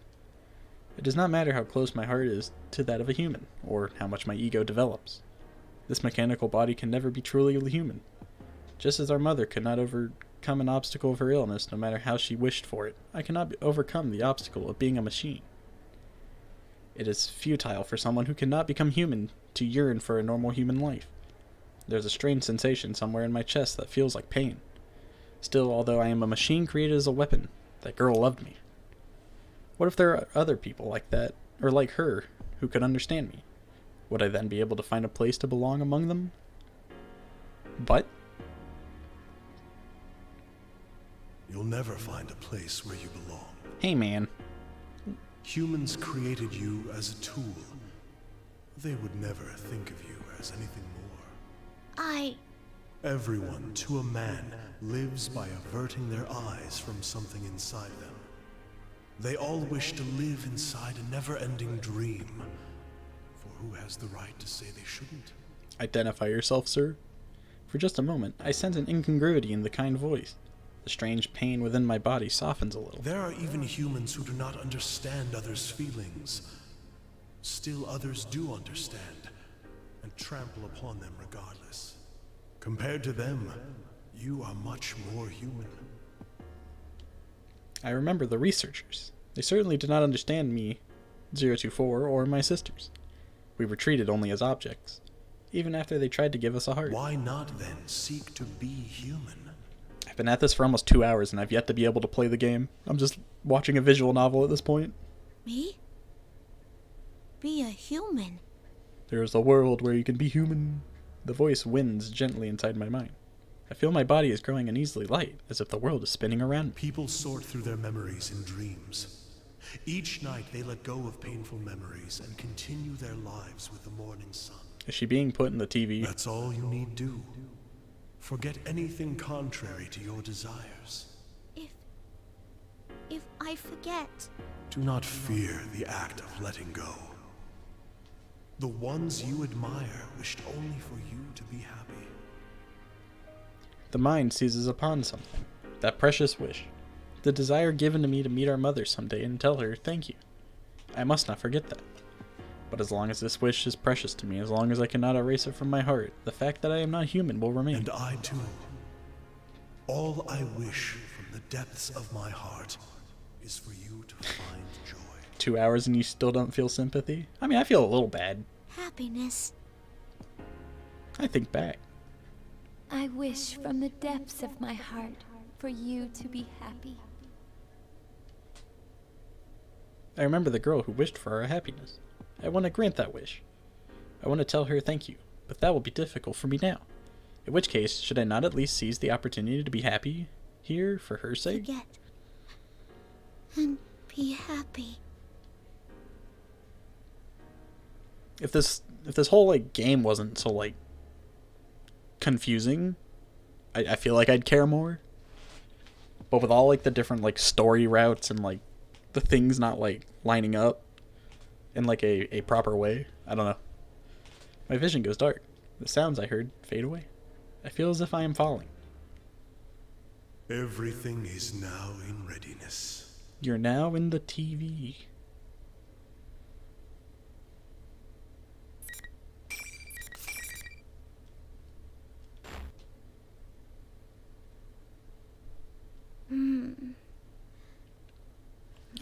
I like how it hasn't given any clue and they're already calling me Miss President. Or well, calling Labrys Miss President. When I open my eyes, I'm staring at a wood grain board. It's the surface of a desk. I quickly raise my head. It looks like I fell asleep in class. My sleeve was pressed against my forehead while I was sleeping and the texture left a mark. Oh man, I hope no one sees this. I rub my forehead a little and look around the classroom. According to the clock on the wall, it's 3:30 in the afternoon. The only thing written on the blackboard is 5/1/2012 Tuesday. Everything else is erased. I stretched out my arms. I feel a little tired, but I gotta stay focused. After all, I just got elected student council president in the elections a couple days ago. I have to keep in touch with what the people who voted for me want in a leader. Things with the student council will get pretty hectic after school. I should hurry to the student council room. I stand up and open the door in the back of the class. When I enter the hallway, there's no one around. I check inside the classrooms as I go, but I still don't see anyone. Where the heck is everyone? It's weird. The whole school is usually rowdier than this after classes. I should hear people talking and laughing in classrooms and teachers yelling at them to be quiet or to quiet down. Where's all the bustle of the students and everyone getting ready for their after-school activities? Just when I'm wondering that, I turn around and look down the way I came. Oh, there they are. There's some students in the hallway. Some of them are chatting and others are coming out of the classrooms. A few of them run past me, carrying their bags. Yeah, this is more like it. This is how school's supposed to be. No running in the hallway. The student gives an apologetic smile, but he just waves to me as he zooms down the stairs. Sheesh. You'll put your eye out if you don't look where you're going. Sheesh! Oh well. I just gotta clamp down on him more from now on. I put my hands on my hips and sigh. Hey there, Miss President. Are you off to the student council room? Have fun. You're always so excited about that. Bye, Miss President. See you next Monday. See you next Monday. Everyone walking down the hallway talks to me. I wave back to them. I always had a lot of friends and people who knew me, but ever since I got elected student council president, all the students seem to know who I am. The job comes with a lot of pressure, but I know I'm up for it. I'm gonna be busier than ever around school now. I did have my doubts, but in the end, I'm glad I ran for student council president. Yeah, I did the right thing. I did. We had a student council when I was in high school. And they didn't do nothing. I forgot they even existed.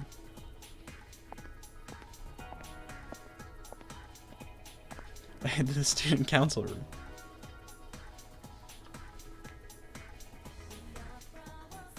Time flies by as I go over my agenda.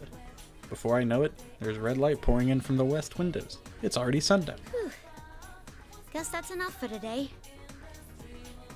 There's no one else left in the student council room. I had the others go home before it got too late. But when I said that, if they pushed themselves too much at the start, they'd burn out quickly. They just laughed and said, "The same goes for you." I leave the student council room and lock it up. As I go down the hall to return the key, I see a strange woman at the far end of the hallway. She's not wearing her school uniform. She's got on an odd hat, some gloves, and a one-piece dress. They're all the same deep blue color underneath. One arm is holding an old-looking book. I can't see her face with her back towards me, but her short, straight hair draws my attention. It's Elizabeth. Her hair is this radiant silver, like if pearls were stretched out into strands. Who in the world is that? Maybe it's the clothes, but she gives off this strong presence. I get a little uneasy looking at her. I'm not tiptoeing or anything, but she doesn't turn around until I'm about 2 meters away. When she finally does, though, I gasp a little. Her features are so perfect that she's like a sculpture. Hey, excuse me. You got some reason to be at our school? Are you sure Yep. this is how things should be? Huh? I don't understand what she's getting at. But for some reason, the question throws me. I am a wanderer who only stopped here because I sensed great power gathering. I am in no position to give advice, but, this place will soon be caught in a bit of a fracas. A fracas? Is that a word? If you continue to avert your eyes from everything, I think it will have an impact on your life in the near future. My life? What she just said sounded pretty scary. She may have some screws loose. But something is whispering to me, deep in my heart, asking me, doesn't she have a point? Aren't you looking away from something important? What you choose is up to you, but I believe there are factors preventing you from making the right choices at the moment. I couldn't bring myself to just stand by and watch as you lost your life before my eyes. You know, I didn't think these two would ever interact. That is why I was waiting here to give you one last chance. The lady opens the thick book she's holding. Are we going to the Velvet Room? I don't know how it's doing that, but light streams from the book. It gets stronger and stronger until I have to shield my eyes. The blinding light finally begins to fade a little. I slowly open my eyes. Oh, never mind. The first thing I see should have been my arm, but what I see instead is one made of metal. Huh? What is this? I can't believe this awkward metal arm is mine. It's like a metal plate, or completely covering it. I start tugging at them to try and tear them off. It won't come off. What gives? It's not just my arms, my legs have changed too. Why are my arms and legs mechanical? My whole body even. I stare at my hands in confusion. These are my hands, all right. Part of me knows that, and I shake my head. What am I thinking? There's no way these are my hands. It's not possible. It's not. My head hurts. What is this? I will be your opponent for a short while. Oh, you're gonna be the first person I fight today? During that time, why not think back about who you are? Huh? My opponent? The lady takes a slightly defensive And stance. away we go. Alright, 2 hours in and we're finally fighting.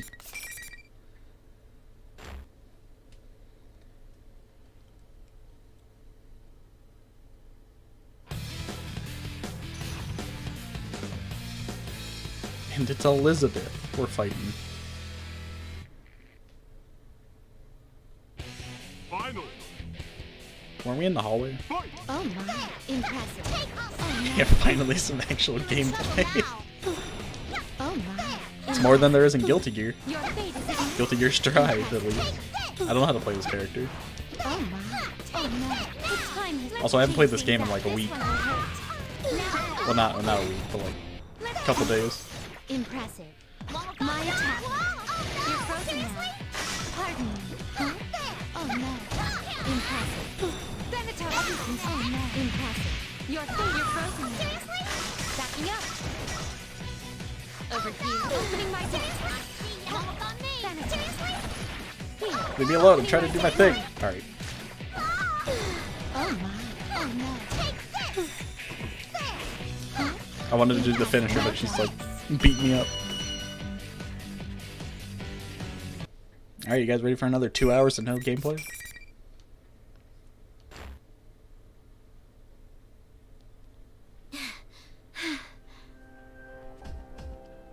I somehow managed to beat the lady in blue who attacked me. How did I win? How did I use these metal arms and legs like it was second nature? I don't understand. Lady in Blue stands before me exactly like she was when I first saw her. She's not even breathing hard. Well done. But I'm sure you realize now, you are not human.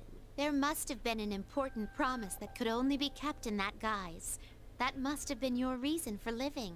Whether it's worth losing that or not, I ask that you give it serious thought. An important promise. My reason for living? I repeat that to myself. It seems important somehow. Now, it seems the tumult of trials is about to begin, in which case, I bid you good luck. The thick book in her hand closes with a loud thud. Strangely, that ordinary sound lingers in my mind. When I come back to my senses, there is no one here anymore. I take a nervous look at my arms and legs. Nothing seems different about me. I'm back to being normal. There's no metal on my limbs now. Just ordinary skin and bones. What the heck was that? A dream? A dream in a dream? Crazy. Yeah, what was that? Would daydream be the word for what just happened? I can't sort out my thoughts, so I think to myself, I can't let it get to me, just let it go. But some things I can't dismiss that easily. You are not human. You have an important promise, which must have been your reason for living. She said, I'm forgetting something? That I need to remember? Oh, it's flashing before my eyes. My head hurts. Or my head's hurting again. The pain brings back another memory. It's just for a second, and I can't quite catch it, but I saw blue skies in the ocean, and someone else was there. Maybe a white dog too, I don't know. I think there's a lot more to it, but the last voice I heard stays with me. I mean, we're loved after all. When I come to, my hands are balled into fists. That's when I make a decision. That promise, that reason for living. I have to hang on to it. Reading Simulator 4 Arena Ultimax? No, we're just reading a visual novel. I didn't hear them until now, but there are strange voices everywhere in the school building. Is this the tumult of trials that Lady in Blue mentioned? You can't endure much more of this. Hey man, you're not the one reading it. I can't just leave this be. I'm the dang student council president. As student council president, I have to find out what's going on in my school. I need to make sure the students aren't getting involved in anything dangerous. I start running towards the first floor. End. Hey, guess what? It's over.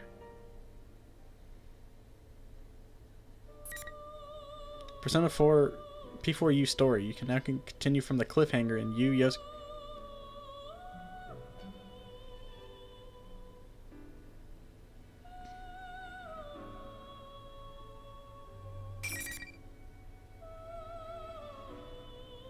Are you kidding me?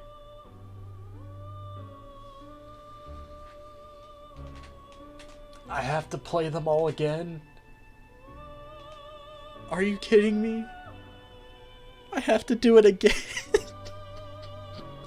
to do the to be continued. Why is it 68%? Because we're not done yet, gamers. We're going back.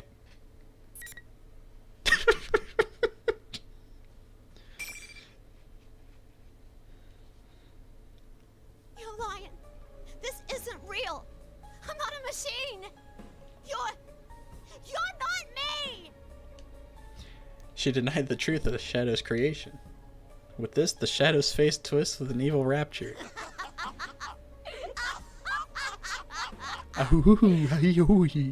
Finally! You finally said it! Now, I can be myself! Don't worry, hopefully there'll be more gameplay. See, like already a new cutscene.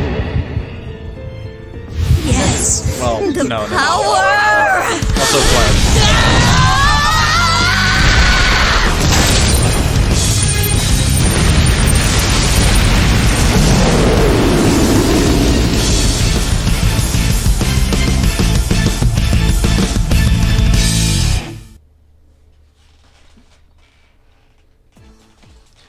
I'd hoped I could save her before it got to this point. But that might have been impossible anyway. It's difficult enough to confront the truth, and in her case, it was accomplished by revealing the true form she'd been desperate to hide. Yeah, we're sorry. The game's audio is just whack. She's a machine, and she was forced to perform painful acts that most likely no one could ever comprehend. The truth she was avoiding wasn't just part of her personality, but her actual body itself. I can't imagine the shock she's experiencing. But now that the reality she built for herself has crumbled, I want to help her. She may be a machine, but she has a heart. Labrys has denied her past, in which she is forced to fight and kill her friends, and her pain comes out in a long, echoing scream.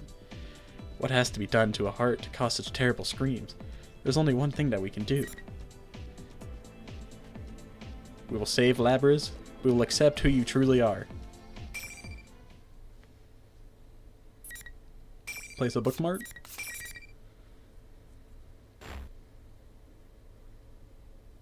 Hopefully these don't take very long, because I was really hoping to finish this game today. Hey, look, more gameplay.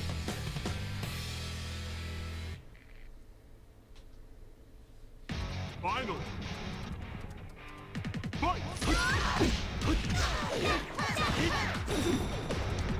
Ready? Can you do it? Enough! We're so rich. I'm not even going to try to do the finishers, I'm just getting through this. Yeah, if you see a cutscene, just know it's going to be loud. By the way. The power the Labrys showed, or shadow it gathered, dissipates. It's over. All that's left is for Labrys to accept the darkness within her. But will she truly be able to do it? I turn around, but Labrys hasn't moved a muscle. Well, it's because she doesn't have any. She'd been avoiding having to watch the battle just now as well. What more can I do for her? Labrys. The moment I called her... There they are! Yukon! Labrys! Sister, Narukami-san. Chie and Aegis, and not just them, Yukiko and Yosuke are right behind them. And there are even more surprises. Man, as soon as that invisible wall thing disappeared, I knew you did it! We ran into Aika-san along the way. She told us about Labrys and everything. A little late, wasn't it? If someone told me what was going on from the start, I would have... You fell into the TV when you were half asleep! For crying out loud, you really know how to blow it when it counts. Hey! What'd you go and tell them for? I don't think this is the time for that. Naoto? Yeah, we were surprised too. The job she was on turned out to be related to all this. Kanji, who had been missing before we went to the TV, and the real Teddy are here. There's even Naoto, who wasn't supposed to have been able to come to Inaba. It looks like the whole investigation team's been brought back together, and I didn't know it. Everyone says that Rize had told them pretty much what had been going on. Their smiles are encouraging. I turned to speak to Labrys, who has been silent all this time. These are my friends. We've all faced our weaknesses at one time or another. Labrys finally responds. No weaknesses. You've all faced your shadows? Everyone gathers around Labrys. Labrys tries to shrink away nervously, but Rize is behind her and won't let her retreat. Sheesh, enough doom and gloom. If you don't hurry and accept her, she'll get all lonely. But I'm a weapon who didn't want to fight. And I dragged you all into this. You're still hung up on that? It's over already, dummy. Your jumping skills were amazing, but you're surprisingly sensitive, aren't you? Why did that matter? Why'd you have to bring up her jumping? What does that have to do with her jumping skills? Thank you, Yosuke. I'm glad we think alike. You're really cute, Unfortunately. Nami-chan. You're so meta-luring. Are you all listening to me? Labrys needs to face her shadow now, and... This was going well at first, but now everyone's talking about different things and we're completely off topic. Of course, that's not unusual with all of us. I have to laugh, and I apologize to Labrys that things didn't quite wrap up as I'd hoped. Labrys looks back at me with a blank expression. Can't she tell that we're not treating her any differently? I turn towards Aegis, and she meets my gaze. She nods silently and stands before Labrys. She seems slightly nervous. Nice to meet you, Labrys. Or rather, sister. I am Aegis, the 7th generation anti-shadow suppression weapon. I am your successor. Labrys jerks up and looks at Aegis. At the same instant, Yukiko gasps in surprise. What? Excuse me, but you're... I mean, are you also... Yes. I, too, am a robot. Could you not tell, Yukiko, by, the shoulders? It just occurred to you now? Weren't you with her all this time, Yukiko? How did you not notice something like that? That is so like you. Once again, everyone looks towards Aegis and Labrys, the non-human sisters. Now that I can see them standing together, it's something like a family resemblance. Maybe I've been wrong this whole time. If Labrys is Aegis' older sister, then should I be calling her Labrys? Labrys-san, but I'm not saying it. Well, I guess that doesn't matter. My mission to retrieve you has brought me here. My colleagues are waiting for you. Are they gonna lock me up again? Well, considering all I did, of course they will. Do you guys realize the shadow is still there? Labrys' expression darkens. I hadn't thought about it, but if Labrys and Aegis are treated as weapons, it's no surprise that there would be measures to keep them in check. But Labrys shouldn't have to just accept it. If she truly is going to be locked up, I make up my mind and wait for what Aegis has to say next, but she smiles. We can discuss that later. Right now, there is an important task you must carry out. I gotta do this, huh? Aegis quietly points at the shadow that has remained still while we've been talking. Labrys looks at the shadow and then turns away and casts her gaze down at the ground again. I see. So now I'm going to have to act. It's okay. We're all right here with you. I indicate my friends that have gathered around her. I had been forced to fight against my friends, just as Labrys had in the past, but I had been able to endure the suffering that Labrys had not. Of course, I hadn't been forced to fight to the death. But the biggest difference between Labrys and me is that I wasn't alone. What if I had been all alone in this place? What if everyone else had forgotten about me and I had to fight all alone? Just the thought of that hurts. Labrys had been forced to endure that pain. She must have thought that there was no escaping it. But she'll be alright. We're not going to reject her. It doesn't matter if she's a machine. She's not alone anymore. Yeah. Labrys slowly looks around at all the faces, searching each one for confirmation. Finally, she turns back to me and nods. Labrys then walks over to face her shadow. When she walks, she no longer seems to be bound by her fear. She then looks down at herself. She looks at the mechanical body that she had convinced herself she didn't have. That's right. You're me.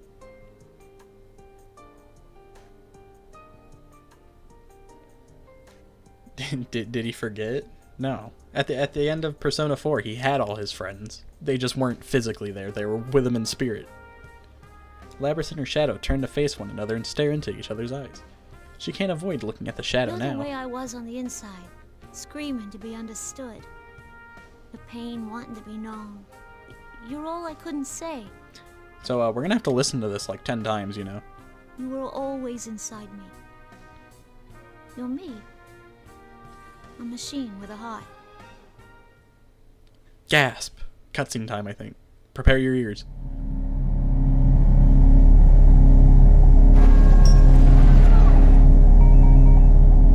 I'm sorry I ignored you all this time.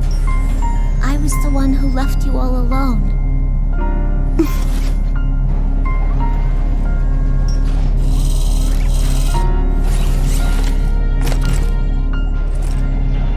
No, you are me, after all.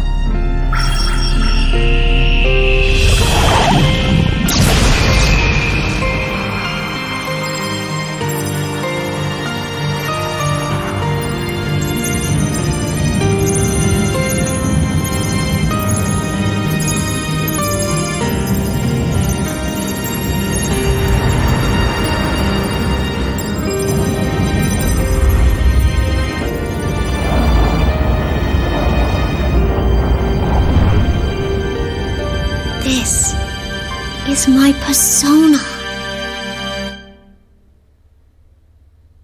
To be continued. I'm sorry about the audio. There's legit nothing I can do about it. This game was poorly ported to PC. Labrys accepted the existence of her shadow and obtained a persona. It's finally over. We take Labrys with us and follow Teddy and Rize to the school's rooftop, where they say it's connected to the TV in Junes. The invisible walls are all gone. Perhaps there were walls like that whenever she came from, and she drew on that in making this place. But I have a feeling that she's truly been freed from those walls now. As in confirmation, Labrys is slowly warming up to us, smiling more and responding to us when we start talking to her. When we reach the rooftop, we're surprised to see that the TV world has regained the studio-like appearance that we were accustomed to. However, there are two unfamiliar faces waiting for us. Mitsuru-san, Akihiko-san. These people have overwhelmingly intense presences, but thankfully they don't seem to be enemies. The moment we see them, we tense up, but after Aigis calls out in recognition, we learn that they are her friends. I'm Mitsuru Kirijo, Labrys' handler. Body suit like something like out of a movie with a fur coat on top. It's a look that doesn't really work, but her name immediately reminds me of something. The Kirijo group. And if she has the same name, she must be quite an influential How does Narukami know about that Kirijo group? The research organization that developed Labrys and Aigis must belong to her. I'm Akihiko Sanada. Sorry for all this trouble. Sorry if I beat any of you up. The man with the red cape appears to be quite comfortable with Mitsuru and Aigis. He must have been helping them fight shadows for some time. Is there some reason why people on shadow extermination squads have to dress like crazy people? So, what's going to happen to Labrys now? Before we fully introduced each other, Yosuke asks Mitsuru what I've been wondering myself. I know all of us must have been worried about this, but I was waiting for a good moment to bring that up. Even Yosuke seems to have realized how out of line his question is, and he shrinks back sheepishly of his regretting having asked the question. I know why Yosuke's worried, but why does he keep stepping on landmines like this? Well, if he's already stepped on it, we might as well wait for the smoke to clear and see if there's any answer. Well, you deserve to know. We were thinking of sealing her away again. They were thinking? Did something change their minds? Mitsuru turns to Labrys. There's a smile on her face, but is she smiling for the reason we hope she is? But our report from Aigis says that thanks to you, Labrys has acquired a persona. She's hardly a rogue test unit anymore. Besides, she has a heart. We would never treat anyone with a heart so poorly. Yeah, we did it! Thank goodness! I'm so happy for you, Labrys! My friends roar in excitement. Labrys looks around at us all bewildered before saying anything. Even though we've only known her for a very short time, we've already come to accept her as our friend. Mitsuru's words come as a great relief, as if I'd been worried that she might lock me up too. Good job, guys. Let me say thanks. He speaks without any hint of concern, but I see a touch of gratitude in Akihiko's eyes. Yeah, give Labrys to the investigation team. They need a robot. He certainly looks, how can I put it, bold, but he must be an honest and upright person. I guess I could call him stoic. There's a distinct brusqueness to him. There's no way that people so considerate would neglect the goodness of Labrys' heart. It seems that Labrys can't believe everything she's hearing. She turns from Akihiko back to Mitsuru. You're not gonna lock me up again? No fooling? We only seal away objects. If I did that to you, knowing you have a heart, I'd be no different from the Kirijo Corporation of old. Labrys, you've been blessed with good friends. This Narukami popped up. Labrys looks stunned for a moment, then scrunches up her face as if about to cry, but then her face lights up with a brilliant smile. Who would think that anyone capable of making the expressions was just a machine? I find myself almost moved to tears as well. We're just about to leap forward to congratulate Labrys once again when... Oh. Labrys' head droops suddenly like a puppet whose strings have been severed. I'm about to rush over to see what's the matter when I see Akihiko take a fighting stance. I realize that this is no ordinary matter. Suddenly a bizarre voice emanates from Labrys. It's not over yet. Is that the robot from Portal? That isn't Labrys' voice. This abnormality seems to have made Mitsuru come to a realization. What? It's the same communication system as ours. Everyone, step away from Labrys! Mitsuru and Akihiko rapidly shout instructions to us. We all spread out and watch Labrys from a distance. I cannot gain access. She is being hacked. She's being hacked? It isn't coming from inside this facility. The signal originates elsewhere. You mean outside the TV? Outside the TV? That's right. I curse at myself for having forgotten what was supposed to have been the cause of all this. All this was going on because Labrys had somehow been placed into a TV, so there has to be someone outside who threw her in here. The same person who stole Labrys from the Kirijo group, then threw her into a TV, is now taking direct control over her. This is just a little extra resistance. Now, entertain me. The nonchalant voice fills with malice. With a dazed look in her eyes, Labrys looks up and dashes forward. She's fast. I barely dodge her axe in time. Surprised, I look at Labrys once more. Her eyes are blank as if she wasn't looking at anything. The Persona 3 guy has come back to haunt her. Don't say that. That's mean. Those eyes were once filled with the strength of responsibility and awareness of duty. Her face had once been filled with sorrow over her painful past. And she had smiled when she had found her friendship for the first time in her life. Whoever's controlling her has stolen all these things from Labrys. Then...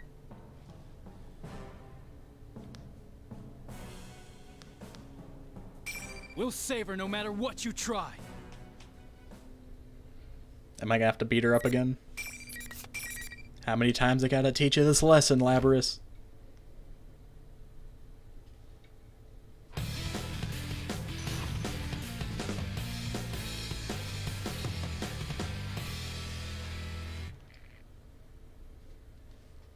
Finally!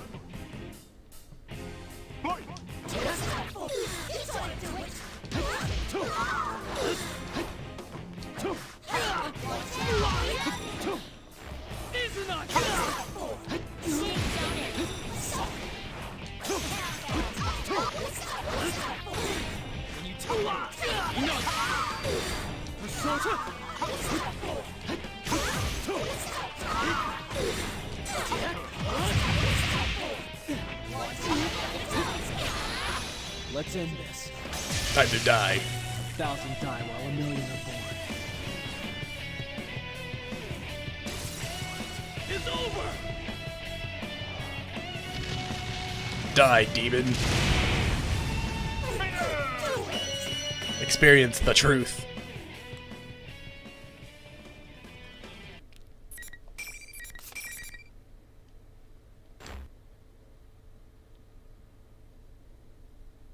My, she was quite easily defeated.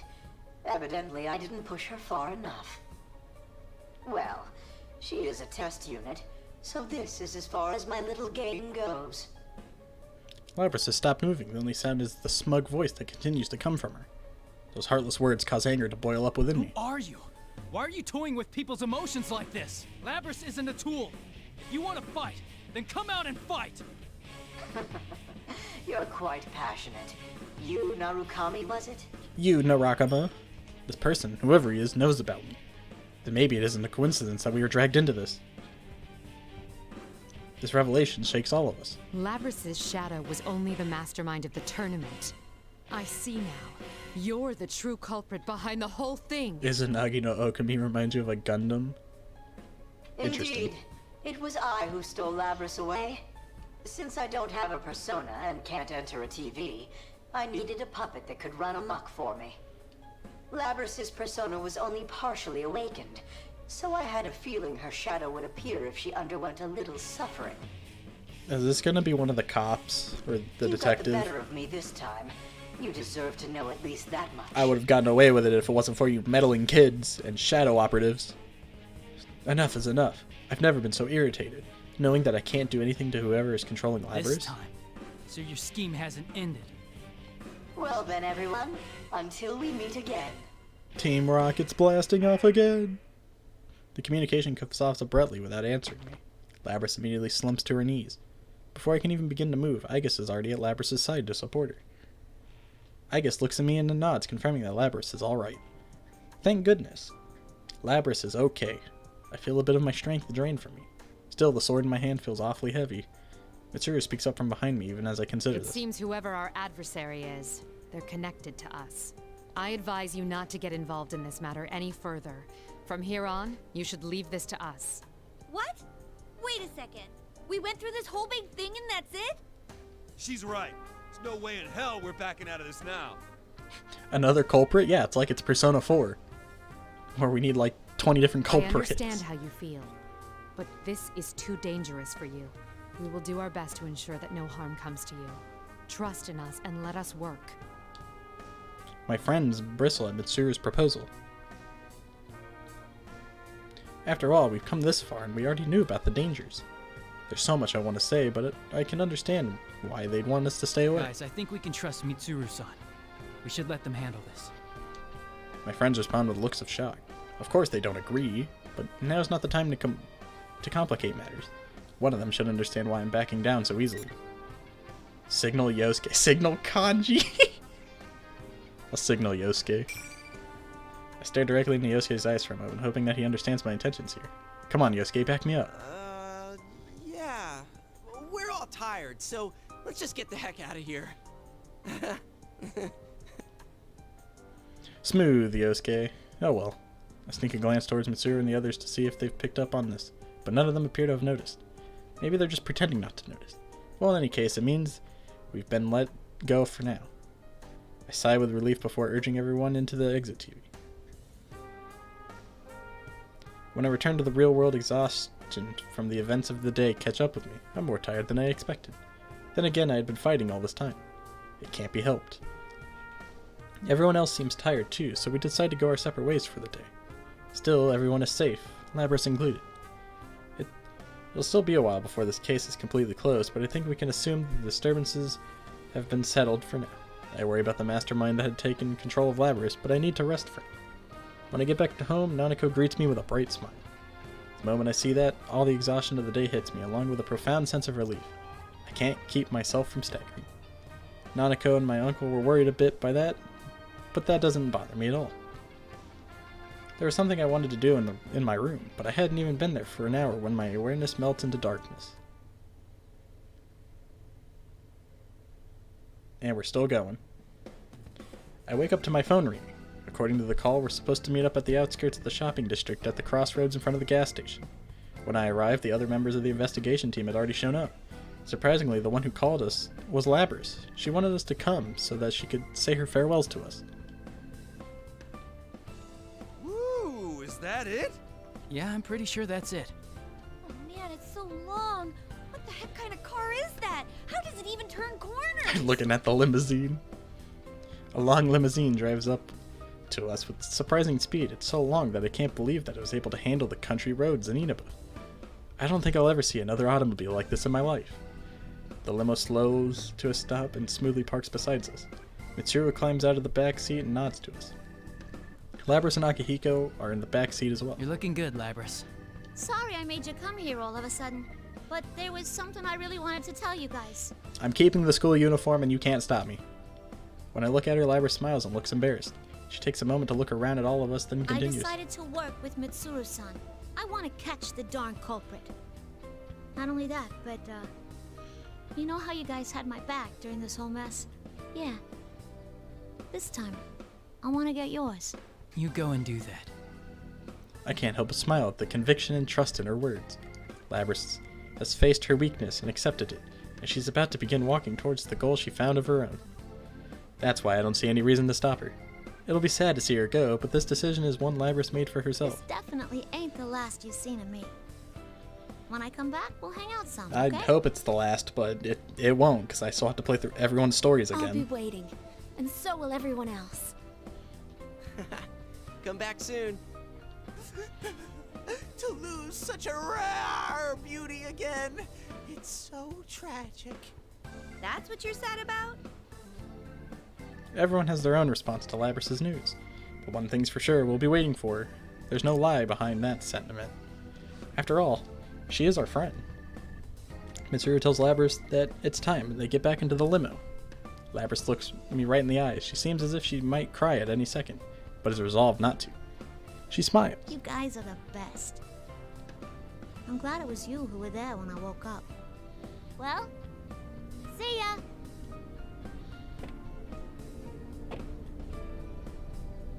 Man and machine. I wonder if there's truly a difference between them anymore. The thought comes to me as we wave our final goodbyes to Labrys. The limo demonstrates impressive agility as it speeds off down the narrow rural roads. And then it gets stuck, and then we have to watch them embarrassingly go fix themselves. Seriously, wish she could have stayed a little longer.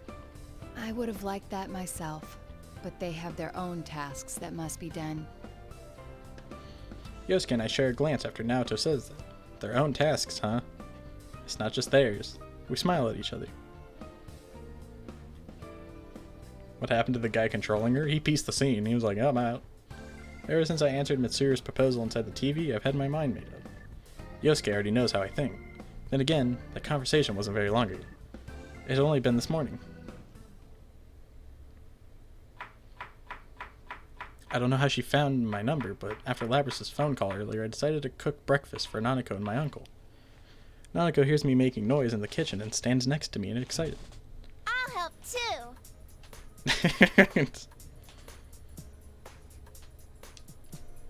I panic for a moment when Nanako reaches for the other cutting board and a knife. I consider stopping her, then decide if not you're to. gonna use the knife, be careful, okay? Make sure you don't cut yourself. Uh-huh. I'm always careful when I cook with you. You're telling me you're not careful when you cook by yourself? Oh, I cut myself 1,000 times. Nanako picks up a cucumber from the counter and begins slicing it diagonally. Her skills are still clumsy and unsteady, but all I do is caution her about how to hold the knife, and then I watch her work without intervening. She doesn't have to become a master at all, or all at once. All it takes is constant progress little by little. The same could be said for me, or anybody. Even though things may hurt us, we may want to give up. We just have to keep trying, as many times as it takes until we see our goals through. Instead of nothing changing, I wish to see everything changing along with myself. I'm sorry, Nanako. Could you put the knife down for a second? Okay.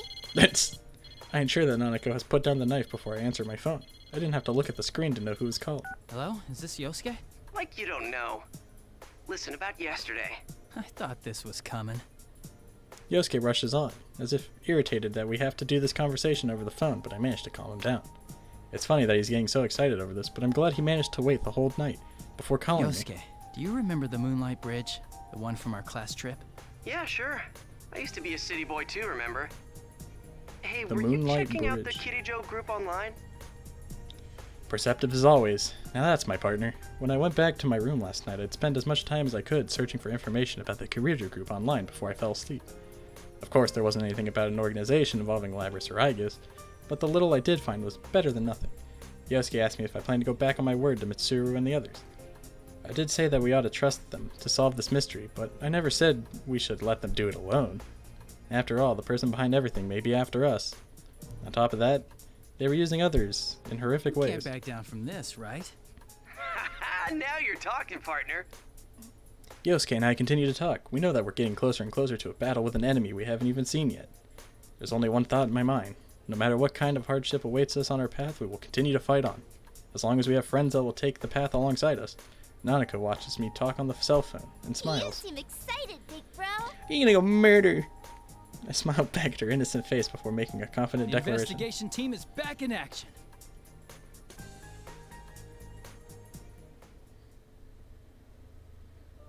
So I'm guessing this is what goes into the Persona 4 Ultimax story. I'm guessing it was Minazuki, Sho Minazuki who hacked Labrys. Well, I could be wrong.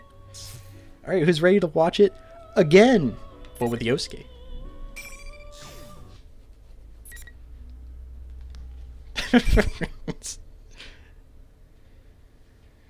Oh boy. When the new girl says Labrys, Miss President opens her mouth, trembling. My name is Labrys? If the cutscenes are the same, I'm skipping them. I'm not listening to them again. Labrys. I'm maximizing time. In that instant, her pale face flushes with her comprehension. She looks down at her mechanical limbs and her face twists into a bitter expression. In the meantime, the shadow glares at the other robot girl. Don't tell me you're... Can I at least skip the dialogue? Yes. I'll skip some of it. Generation anti-shadow suppression weapon, Aigis. I am the model that came after you. Like, if I start hearing stuff that's, like, very similar, then I'll skip it. So you're here to seize her. Well, I won't let you. I'm sick of that place. I'm going to be free. Isn't that right, me? Won't that be And I'll try to read the dialogue a little faster. Kirijo. Capture. Miss President blankly repeats the shadow's words. She turns to me, her eyes filled with desperation. I wasn't human? I should answer, and I try, but nothing comes out of my mouth. In that moment, I can feel our fates ripping apart. I will take my freedom! The shadow's arm suddenly shoots out across the room. It's connected to her body, or it's connected to her by a long chain, and it catches Miss President, Labrys, in it. The chain reels in like it was connected to a winch, dragging her along. The shadow grabs Labrys and lifts her onto its shoulders. The next moment, the shadow bursts out of the announcement room. That was fast. Hard to believe she can do that while carrying Labrys, who probably weighs as much as she does. Wait! Oh, they just pieced the scene. We're not even gonna just fight? The other robot Aigis follows right behind. Wait, was Aigis here in Yosuke's? No, yeah, she was. Can you at least skip the game? Sure. That just leaves Rize and me and a whole lot of questions. What am I supposed to do now? The student council president isn't a human, but some kind of weapon. And there's another robot girl? Ow! Something smacks me in the back. It's Rize. She's staring at me with flushed cheeks. Senpai, aren't you gonna go after them? No, I don't think I will. After them? Yeah, well, why am I spacing out? Of course I can't just let stuff end like this. So what if she's not human? So what if she's not what I'd imagine? She believed in me. She trusted me. And yet I completely failed her. I'm not gonna let it end now. Not a chance. Thanks, Rize. She didn't get to be a celebrity for nothing. She's really got some guts. Sure is great to have friends to urge you on. I'll back you up from here. Good luck. I'll probably just do Yosuke's and then finish this tomorrow. Because there's too much. Like, they're still going. I nod with determination. I leave Rize alone in the announcement room and run out the hole in the wall. I can't match their speed, but I know where they're going. When the shadow left the room, she turned toward the stairway. If she was going to head downstairs, it'd be faster to make for the fire escape in the other direction. So while there isn't a whole lot to go on, I think I can guess where they're going. To the roof.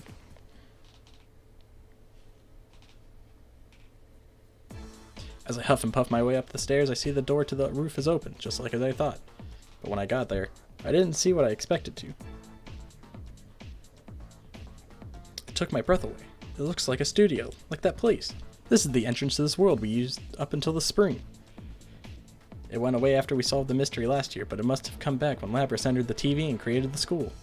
I guess that when everybody saw the Midnight Channel, they all became interested in it like last time. That's why it looks exactly the same. You're here. I just want to see Adachi. That's all I want. In the middle of the area, Aigis and the shadow, still carrying Labrys, are at the standoff. Labrys is silent.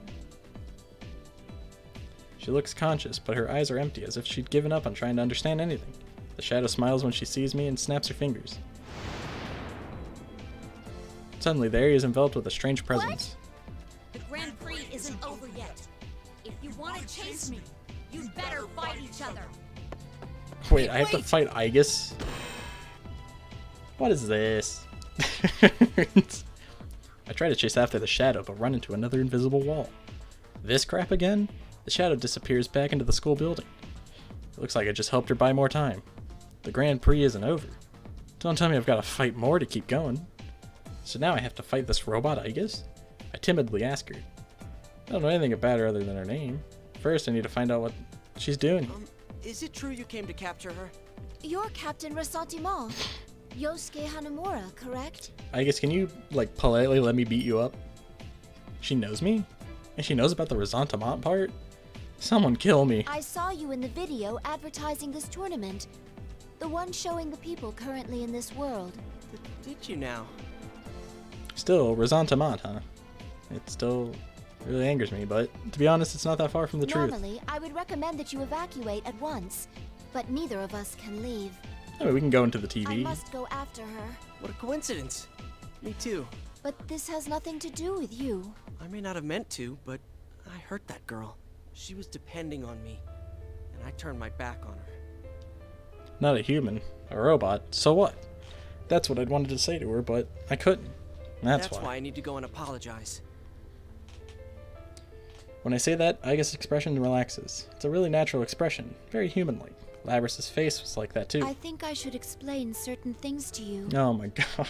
I'm not authorized to disclose everything, but... She slowly begins to speak. Apparently there were incidents involving shadows and personas outside Inaba too. They didn't start recently either. But they made an unofficial squad to deal with stuff like that, and Aigis belongs to that group. She's a weapon created solely to fight shadows. So, she was given a soul so that she can summon a persona, the only method of dealing with shadows. As president, Labrys was a prototype, but she went AWOL. Holy crap! I mean, after last year, I'm ready for any kind of crazy story, but this still takes me by surprise. Of course, it's not all that hard to believe when one of the robot girls is standing right here in front of me. But still. There are shadows outside the TV too? Maybe they've done it like this, so it's like whatever road you want to believe is canon, then you can believe it. We would never have realized that a television could lead to a space like this. Well, you know, I'm she's getting surprised away, by what guys. you just told me, so I guess we're even. I tried joking and smiling, but Aigis doesn't smile back. She looks straight at me. Her eyes are filled with strength. I can tell that she's measuring me up. Come to think of it, Labrys looks at me the same way when we first met. I remember thinking, man, those eyes. Please tell me, what's going to happen to Labrys once you catch her? I cannot answer that. Aigis hesitates before answering, like she has to squeeze it out of her throat. That pause says more to me than her words. If you have no other questions, then let us begin the battle. There isn't any time to spare. Yeah, there isn't. Hurry up. Please don't resist. I can knock you out painlessly if you comply. Yikes. You are what they call a beta, right? But hey, can't back down. I act cocky, so that I won't get scared. But when I smile, I know that I can't just let her beat me. Are you really going to fight a living weapon like myself? I do not mean to boast, but your chances of success are low. Joke's on you, I'm technically the protagonist. And guys should help out crying girls, right? For some reason, this brings a smile to her face. Then I had a thought. Was she trying to scare me, to keep me from getting into something dangerous? Perhaps this is her way of trying to be kind to me. Well, if it is, it's not going to work. I'll never forgive myself if I was sent home now. I'd lose something important to me. I've already made my decision. Maybe Aigis sensed that resolution in me because she takes a fighting stance. I understand. I accept your challenge. They purposely made this completely different. Here I come. Which makes sense. Place a bookmark. Now that no save files don't matter.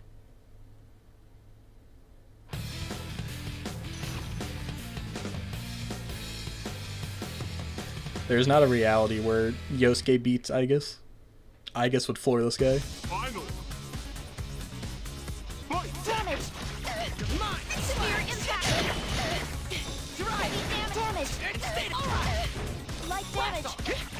Persona! Go, Jiraiya! No! Joke's on you, Aigis isn't the guy I play.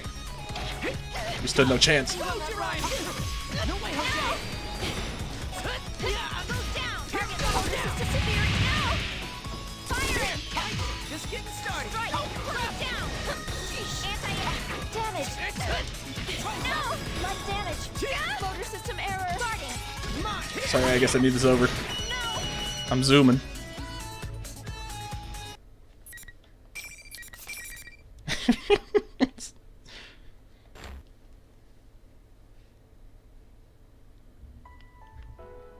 My shoulders bounce up and down as I wipe my sweat from my face and sleeve. I'm completely out of breath. Well done. I'm surprised you defeated me, but this may have been for the best. Huh? You are truly concerned for her, even after discovering that she's a living weapon. Your sympathy is much more impressive than that of a fellow machine like myself. Such consideration is immeasurably warm and cherished for us. I guess his voice is gentle, but she also sounds a little sad. I sense that she's carrying a burden I can't even imagine. I don't know what to say, but she gives me another of those soft smiles. I met my own friends once, and reached my own answer. I was thinking of telling my sister of these experiences. Yes, Persona 3, The Answer. My favorite game. Oh, she's your sister. But I think it's better that you tell her instead. Will I be able to do that? Wouldn't it be better for Aigis to go? No, the answer's already there. I have to face Labrys for Aigis' sake as well. I look straight in her eyes and show her my determination. I don't know if I have the answer you're talking about, but there is something I want her to know. I'm not sure if I'll be able to get it across, but when I was going through tough times, I had my friend...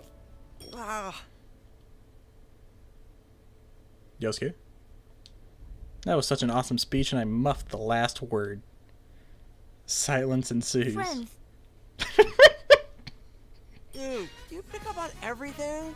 Pure disappointment when you open your mouth. Ooh. Now I understand. How do you know about that? My database is perpetually being updated. Even as we speak, I am receiving information about you from the server, known for wearing a trash can on his head. Oh, she's really hitting him. Wait, how come all this information about me is bad? And what's this server you're talking about? To think you would have such hobbies. The possibilities of man are truly infinite. That's not... Senpai, can you hear me? Transmission from Rize? That's right, now is not the time to be acting stupid. Loud and clear. Did you pick up Labrys' trail? She's headed for the announcement room again. I'm gonna get out of here They while did I a whole can. circle. The announcement room again. At first I was worried about Rize, but now that I think about it, as long as she can use her persona to track the enemy, she's safer than anybody in here. Alright, time to catch up. If the shadow needed to make us fight to stall for time, it means she's got something up her sleeve. I slap my cheeks and wake myself up a bit. I'll finish it this I time. entrust Labrys, my sister, with you. So essentially this whole fight that just happened here is completely pointless because they went right back to the announcement room. As I'm leaving, I hear Aigis' voice from behind. Her words give me some relief. I don't know, that you were gonna capture her and lock her up somewhere. Her shadow was talking about how she didn't want to be caged again, and that she wanted to be free. But you don't seem like the type to do that. I think you really do have her best interests in mind. I'll bring Labrys back to you, whatever it takes, Aigis-san. Hanamura-san, thank you. Look at that, Labrys does have a place to go. Yeah, she doesn't belong here in this made-up school. I bow to Aigis and start running again. Back the way we came.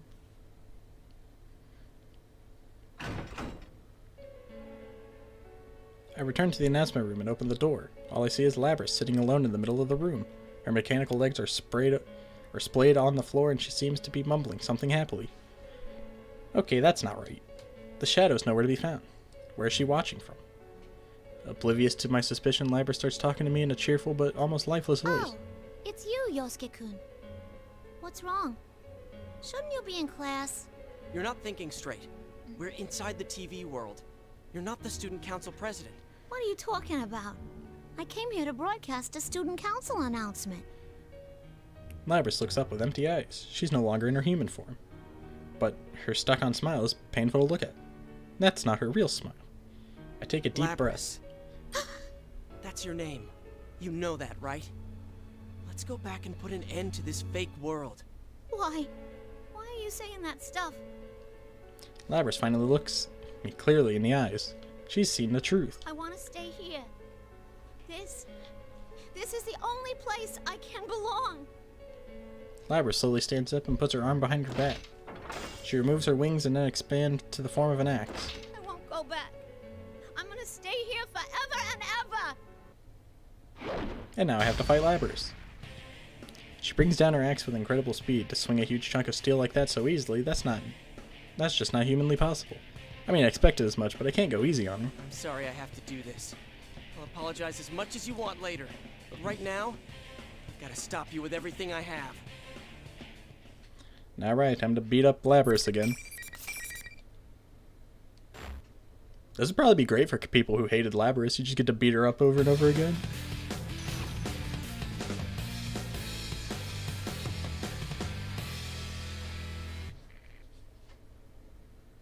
Finally!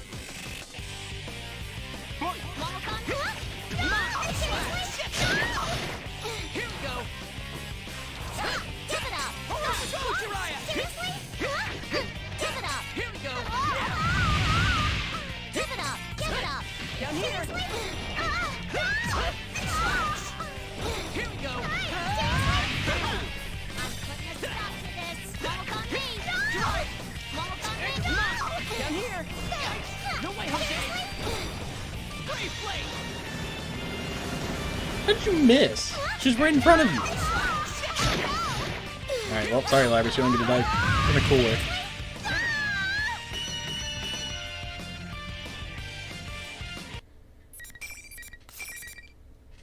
We're zooming.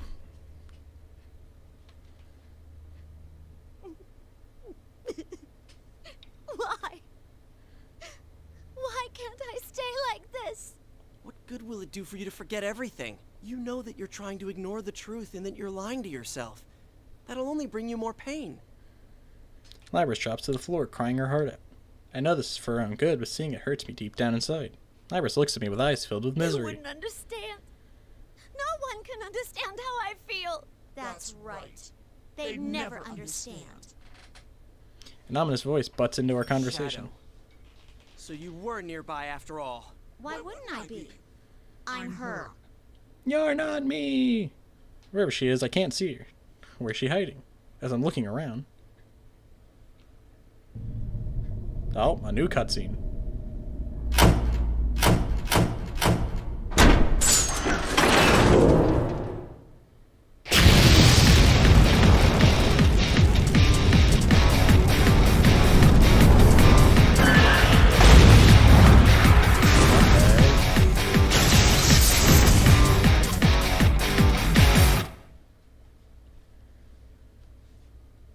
Great cutscene, thank you.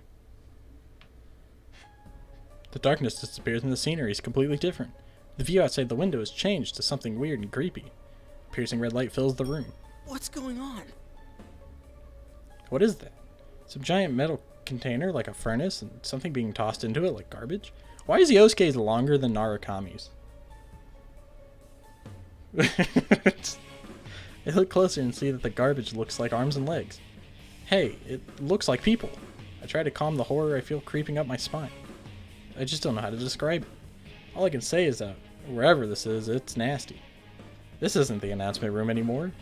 As I stand fixated on the view outside, the shadow appears silently from the corner of the room. And I still need her, so I can become myself. She approaches me as she talks. Her face is illuminated by two things, the red light from the room outside and the madness in her eyes. I back away in spite of myself, but the shadow ignores me, drawing close to Labrys. Shoot, that's right. Labrys hasn't said the word that the shadow needs her to hear. Her shadow hasn't gained her true power yet. That's why she was trying to buy time. Forgetting was your only escape route, but that's been stolen. You're not me! Poor pitiful me. Yosuke, tackle Labrys, cover her mouth. Labrys' shadow turns and begins regaling her. Her lips are at Labrys' ear, her words tugging at her heart. You made them go through the same pain, but in the end, they still didn't understand. The same pain? It was so painful. It made you so sad.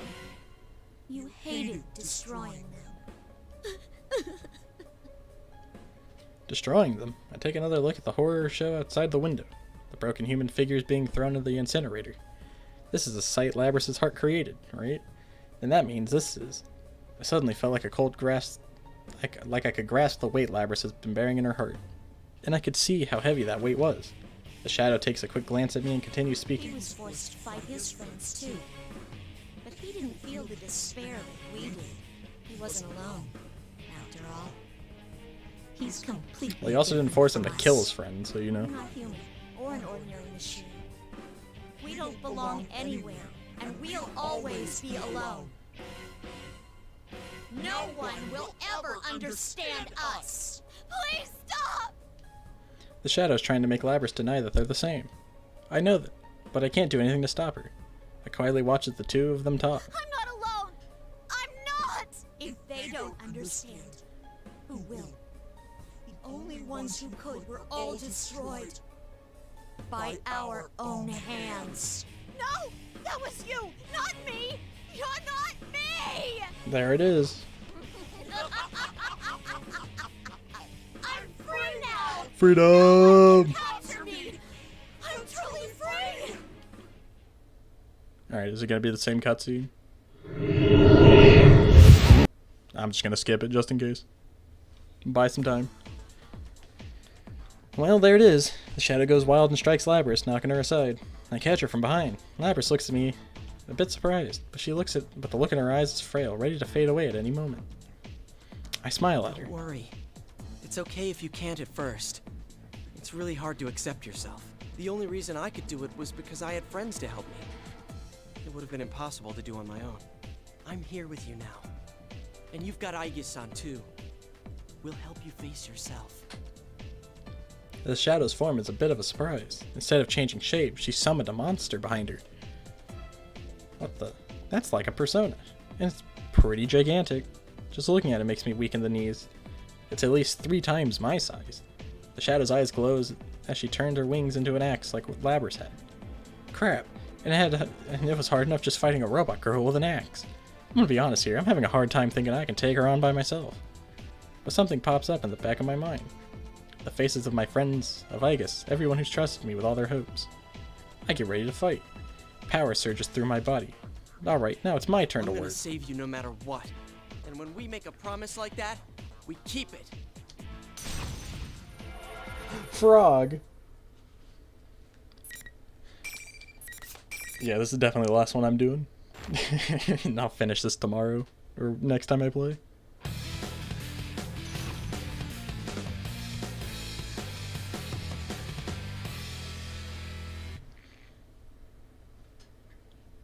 Final.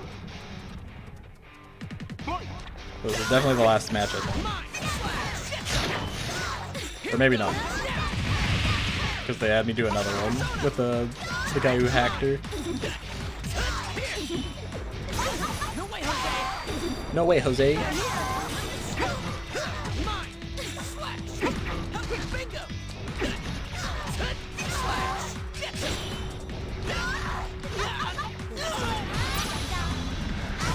Oh, my screen. You prick. Screw you. Avoid my attack. Who do you think you are?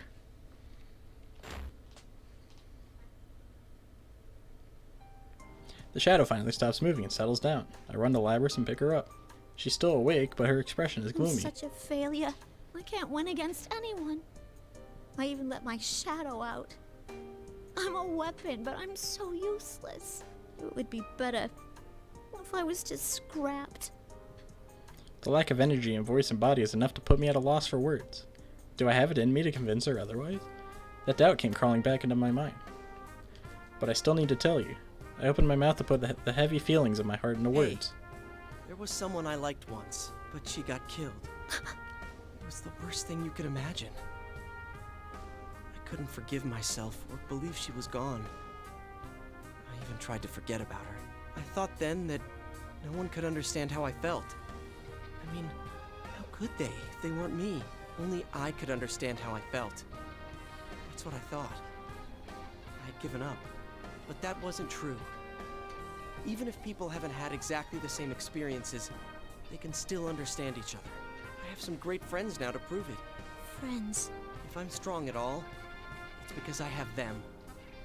I can remember my friends are with me whenever it really counts. Yeah, but I don't have that. You should, though. There must have been someone who was important to you. Just think back. Labrys' lips quiver, and she shakes her head gently. A single tear was all it took. Like a dam breaking, she starts to cry. They're all gone. I can't see them anymore. And it's all my fault! Yeah, huh? That's what Shadow Labrys was getting at. She didn't just lose them. I don't know the details, but I'm gonna bet that she had to destroy someone herself, against her will. I can't imagine the pain that would cause. I see. Can't it be us? You're friends. As I say that, I stretch out my hand to her. But Labrys looks away from me and she won't take my hand. How? I'm not human. Who cares? One of my friends is a shadow. Remember Teddy? The one who was Labrys' eyes just light up. Shadow? Originally a shadow. And you have Aigis-san with you too. I know she was really worried about you. Really? She raises her head and looks at me, but she still hesitates. Shoot. I really don't know what to say in a situation like this. I bet you would have the best lines memorized just for the occasion. Okay, I gotta try something that sounds natural, no matter if it's particularly suave or not. Time to try a joke. No, my arm's gonna get tired leaving my hand out like this. Labrys looks confounded for a brief moment, but it looks like I chose right. You really are something, you know that? With a smile, Labrys takes my hand. It's cold and hard, but it feels natural, because I know that it's the hand of a girl who's trying her best. I'm not alone. That's right. We'll be by your side. Labrys nods her head and slowly stands up. I offer to help her up, but she pushes my arm away and walks towards her shadow. The shadow says nothing. It just stares at Labrys. I want everyone to understand. You weren't wrong about how I feel. Is this going to be the same cutscene?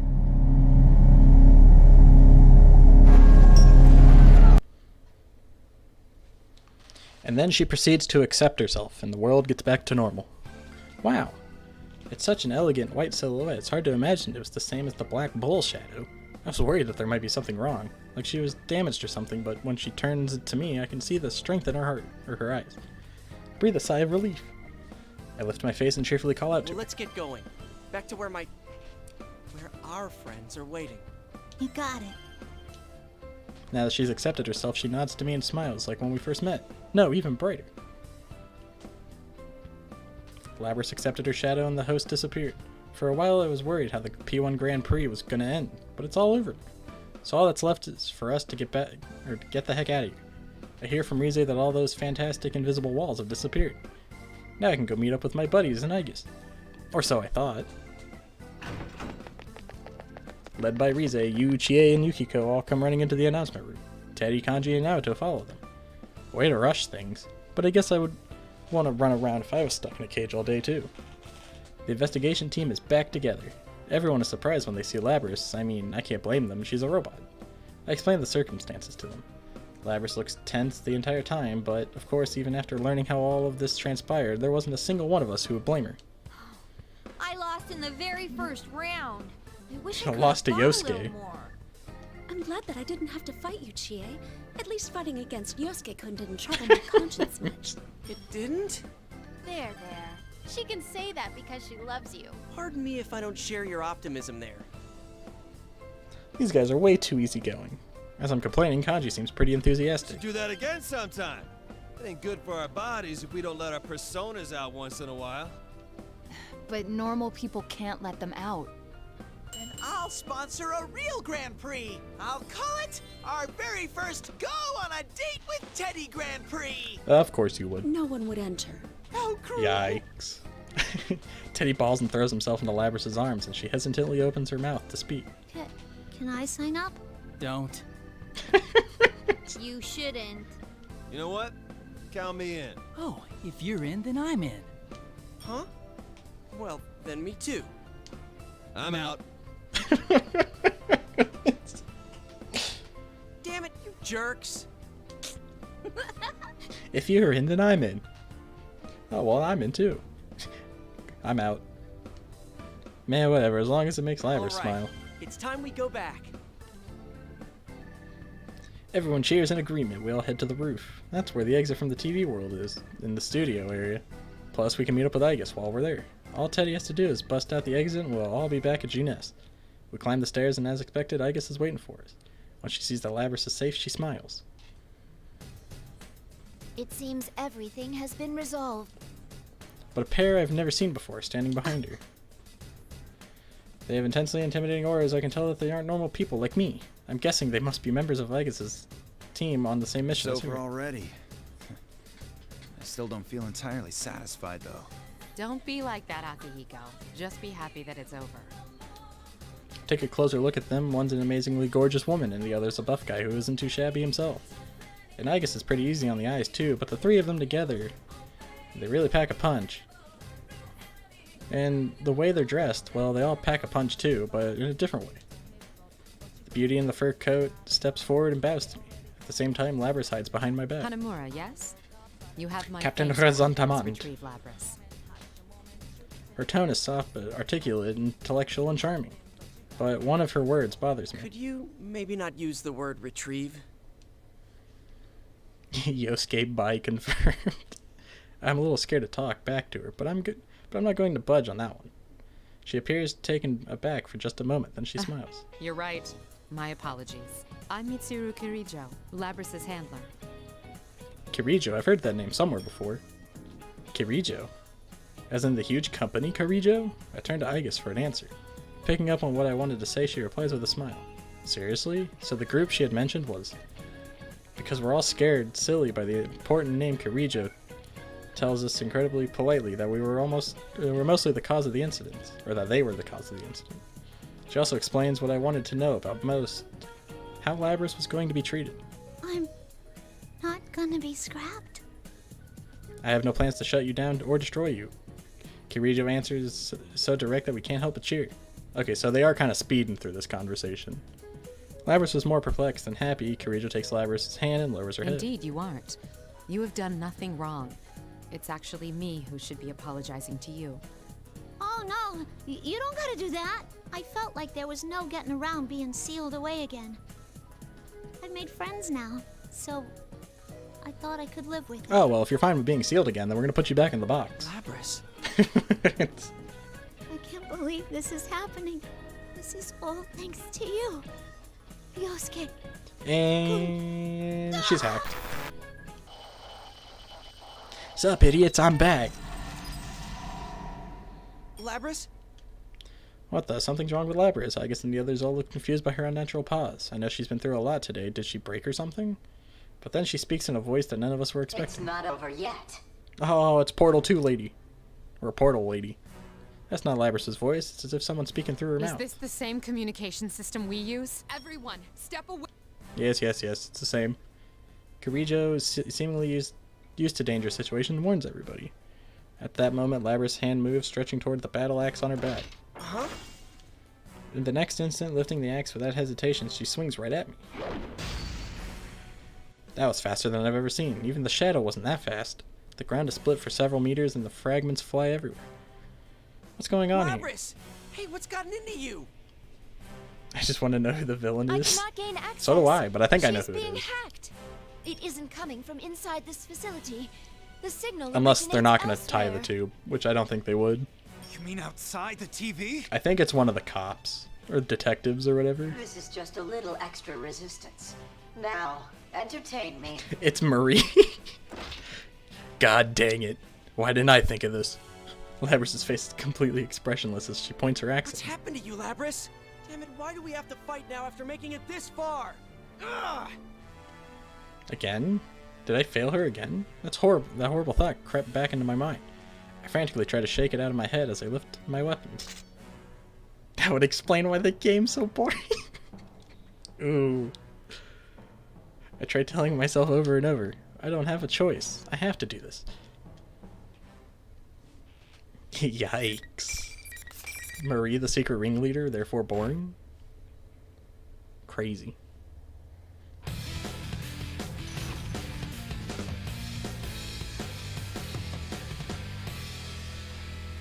I don't think we're gonna figure out who this is until I unlock the final story part. Here we go. You're mine. Here we go. This gets so bad. Here we go.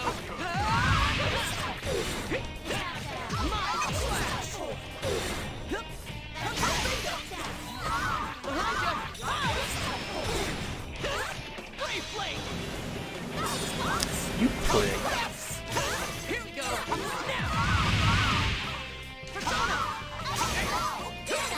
I wanted to do the cool finisher. Can you give me to 100? I don't think you will. Alright. No Yosuke finisher.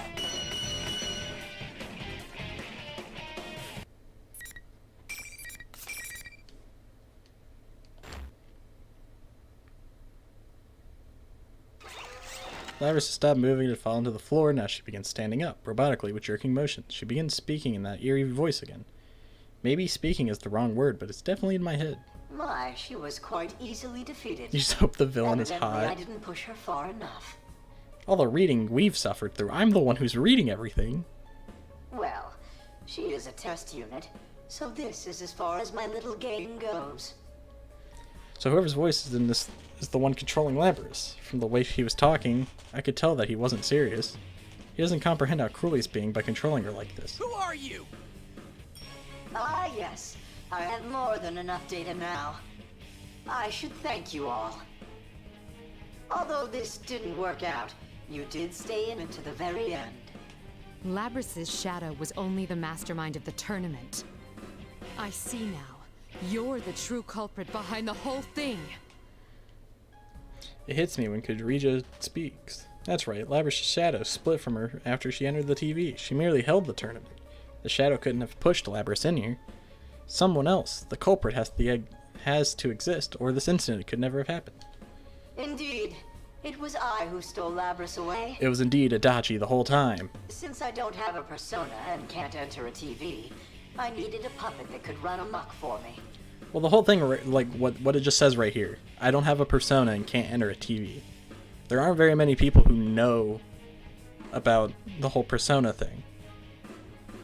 Except the detectives and stuff from the game. Labrys' persona was only partially awakened, so I had a feeling her shadow would appear if she underwent a little suffering. Unless it's one of the researchers.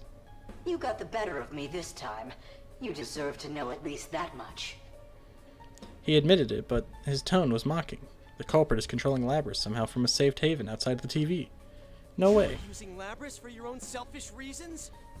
That's horrible. She has a heart. Do you even know how much pain Labrys went through? A heart, Meaningless. Whether or not she has one matters not at all to my plan. I don't think the red hair guy is the guy. Bastard. It could be, but well, I don't think they would have planned for that. We meet again. Unless they had already had intentions to make the Ultimax version after the arena version. The moment the voice stops, Labrys collapses to the ground like a puppet with cut strings. Ike's quickly catches her and holds her up, but it looks like she's unconscious. I really hate myself for celebrating that the case was closed just a few moments ago, but I'm really mad at whoever was controlling Labrys. He knew all of this, but he still manipulated Labrys' heart to do this to her. I'm so angry, I clench my fist so firmly that my nails are digging into my palms. Kirijo speaks from behind me. It seems whoever our adversary is, they're connected to us. I advise you not to get involved in this matter any further. From here on, you should leave this to us. Huh? Are you telling us to back off from this? Like I can do that. Whoever's behind this knows that Labrys had to go through, or knows what Labrys had to go through in her past. No, not just the past. He knew what could have happened if she was pushed into the TV world. On top of that, the instant he figured his plan had failed, he came and controlled her directly to turn us against her. It's like we're his toys. I'm not letting him get away with that. I understand how you feel, but this is too dangerous for you. Just the first place they go is Adachi. It's like, did you do this? And he's like, I've never seen this woman in my life. We will do our best to ensure that no harm comes to you. Trust in us and let us work. Come on, we've been involved this far. You think we're just gonna shut up and watch you handle everything? She's probably saying that for our sakes. But how can we live with ourselves if they do all the fighting for us? No way, I can't let that happen. I open my mouth to really tell her off, but you speaks first. Guys, let's leave this to them. Huh? Are you serious? Look at yourself, Yosuke. You can barely stand. So he noticed. You was right. After all the fighting I've done today, I'm really beat. I'm sure everyone else is tired too after being stuck in this world for so long. What? Yosuke, let's go back. Let's go home, partner. You staring at me. Oh, I get it. I thank you for your understanding. Don't worry, we'll keep you safe. Oh, thanks. We're glad you'll keep you safe. I'm sorry, Hanamura-san. I guess bows apologetically. We all look glum, but none of us object. After all, we know that they aren't doing this out of spite. But is this the last we'll see of Labrys? I peek at her face as she lies in Aigis' arms. Of course, since she's unconscious, I can't talk with her. We thank Kirijo and return to our world with heavy hearts. Can a robot go unconscious? Isn't that just being shut down? After returning from the TV, we gathered at the food court, but we didn't really talk much. We split up not long afterwards. After all, we were all pretty tired. Heck, Chie and Rize put their heads on the table and fell asleep. I didn't feel like stopping by anywhere, so I went straight home. And then the last thing I could remember was being told dinner was almost ready. The instant I reached my room, I lost consciousness. And then loud electronic beeps bring me back into a wakefulness. I reach out for my alarm clock, but realize that the beeping isn't my alarm. It's my cell phone. Who's calling me this early? I plugged it in, and now I can't reach it while I'm lying down. Ugh, I rub my eyes tiredly and get to grab the phone. The caller is a number I don't know. Hello? Huh? Oh, hey, if you guys wanted to see Yosuke's room again. There it is. I jolt wide awake. The speaker on the line is someone I never expected to hear from. I take a minute to fix my hair and make a mad dash to the place the caller told me to go.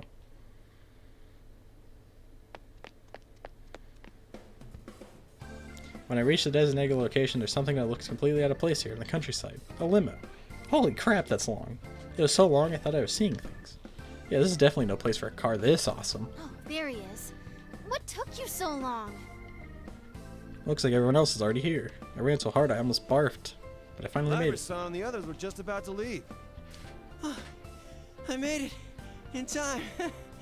I'm glad I could see you before I left. That's right, Labrys is the one that had called. She wanted to say goodbye before she leaves Inaba. How can I refuse that? Still, I never thought one of them, Labrys especially, would call me. Wait a second. Did I tell you my cell phone number?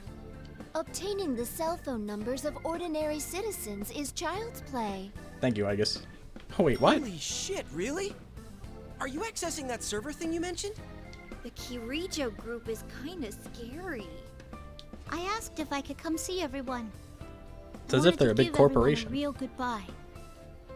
Labrys looks down bashfully as she speaks. You think people are just like kind of staring and they're just like, what is up with all these robots? Labrys looks down bashfully as she speaks. Aigis and Kirijo are watching her from the limo with smiles on their faces.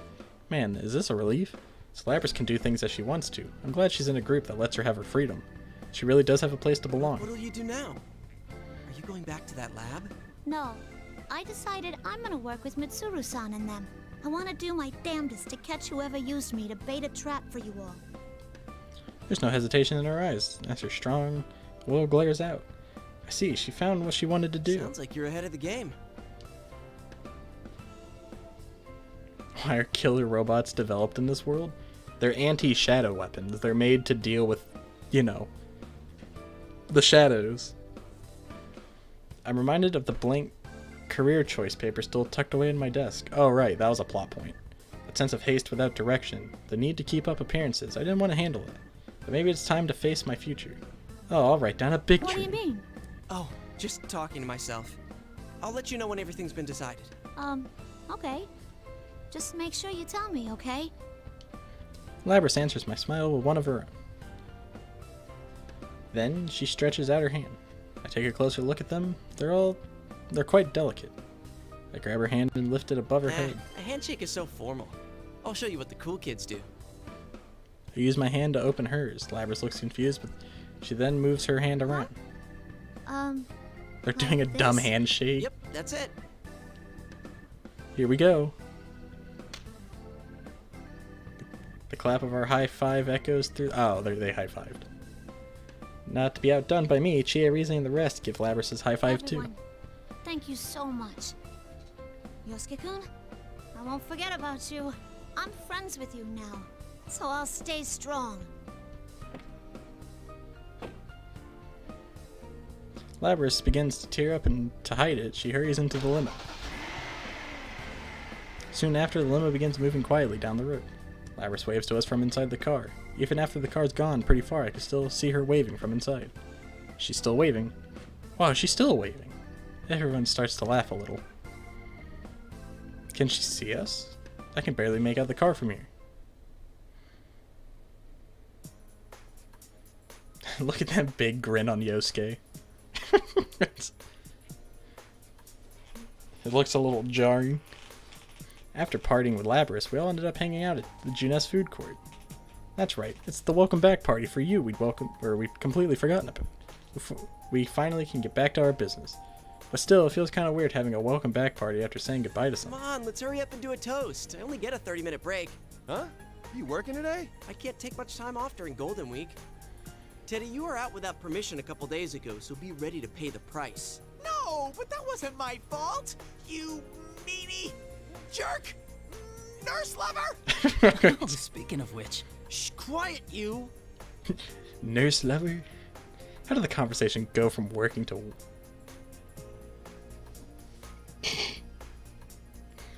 How did the conversation go from working to wanking in 2 moves?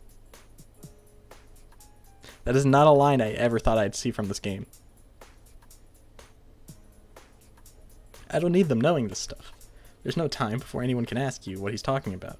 I raise my cup and look at everyone. Well, second time's the charm. Welcome back.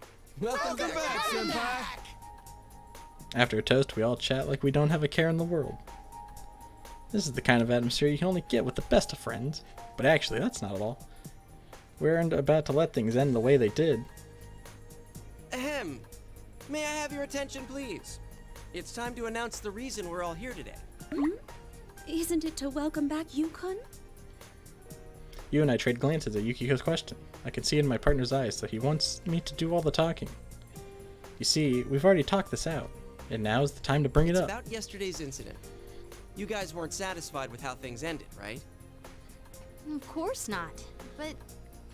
Yosuke indeed admitted he likes nurses. So, why not launch our own investigation?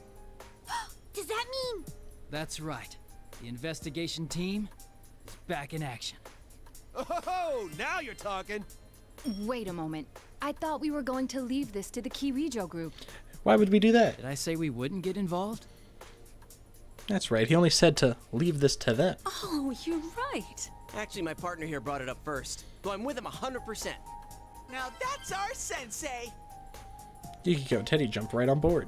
On the other hand, the We're Actually Sensible team of Chie, Rize, and Naoto are sitting with their mouths wide open. You're splitting hairs rather finely there. It seems that she was definitely not expecting you to use the weasel logic like this. But no matter how I look about it, or I think about it, I just can't let this go. After all, we've been through the villain, or after all we've been through, the villain is still out there, waiting for another chance. So you're not on board? I egg her on, and though she looks hesitant at first, she smiles fearlessly. Of course I am.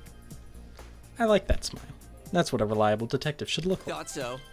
All right then, let's find the real culprit.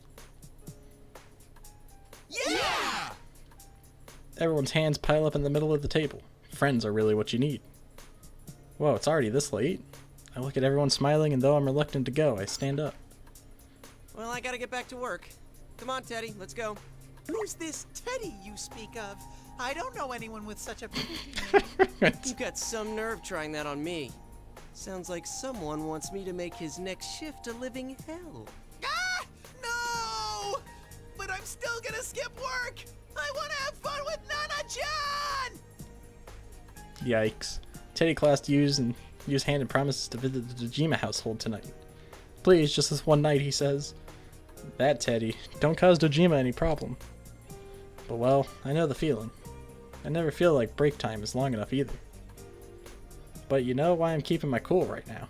I begged my dad to give Teddy and me tomorrow off. I just haven't told him yet, that sucker. Yeah, that's right, we can't let this end here. It's still golden. We're gonna party till we drop. This time, for sure. End. Why is his red?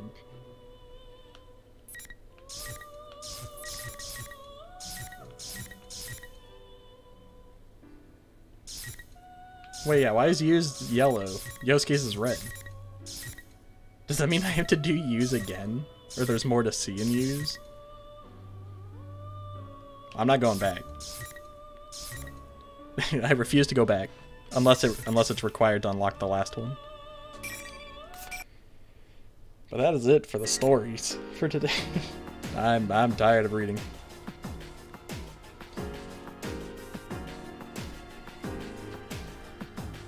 Oh, maybe there's a different ending if I, like, consult kanji. And I know everybody wants it. So we're going to...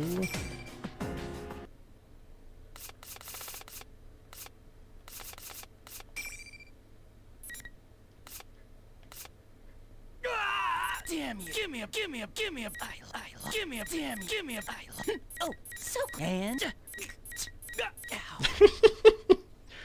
There was some Adachi. Now I'll go play an online battle. We'll see how this goes. And I'll be Adachi just for the women who want some Adachi.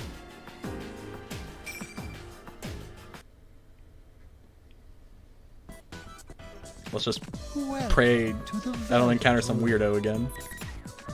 What a pain in the ass. Picture in your head your own appearance as well as your alter ego, your persona. I'll just go classic Adachi. Can't go bad with that. If you could choose someone to encourage you on, who would it be? Nanako. I wish you good luck.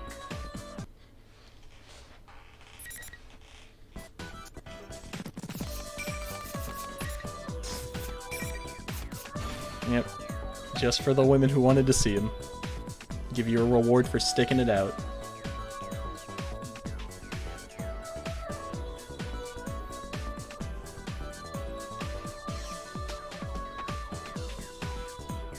Nah, that's it. Oh, never mind. There we go. We got a guy.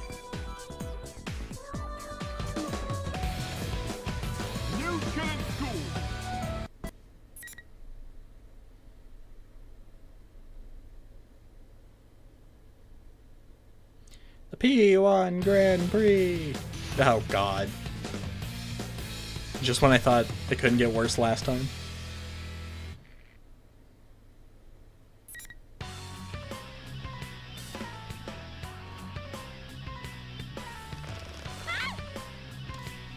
Are you serious? Oh, well, It's the culprit. Yes, I'll deal with you. We found her, and she's got an eye patch. One. Go. Let's get this started. How's this? Now. Hey! You piss me off.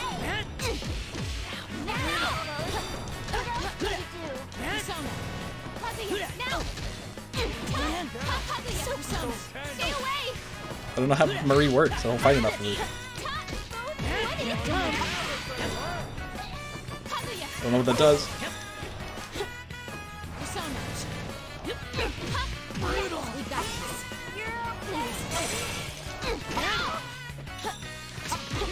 I feel like my inputs are delayed.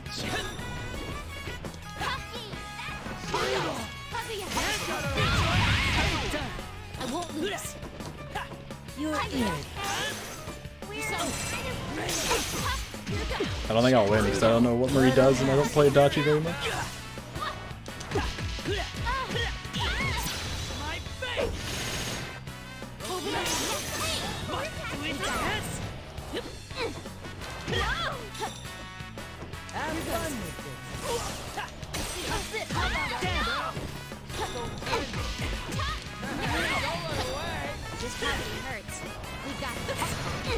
Nah, I died.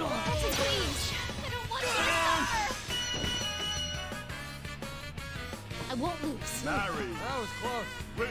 He called her Mary. Let's run.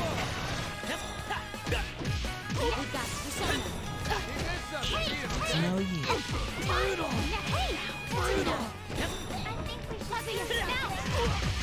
Oh, what the heck is that thing?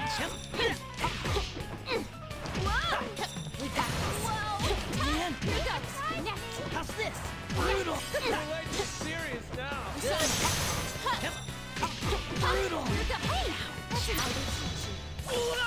She said it's gamer mode. Now it's raining?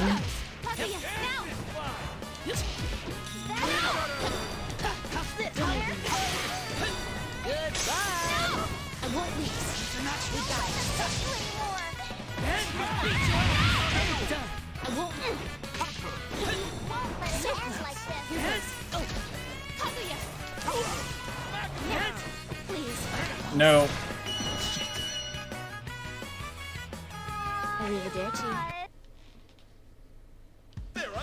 I kept mistaking all my stuff for the left because I'm used to being on the left side.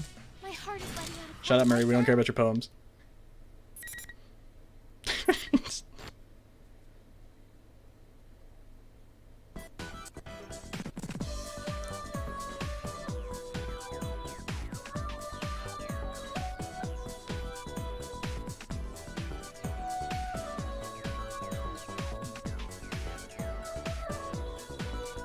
I need to put some more time into Adachi, because he's actually a character I want to play in this game.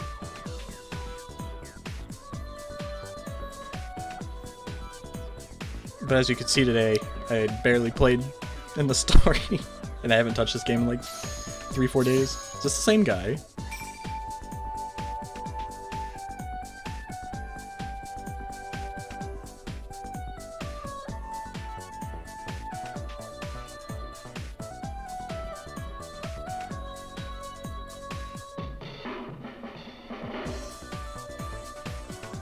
The match has been cancelled. That was the same guy.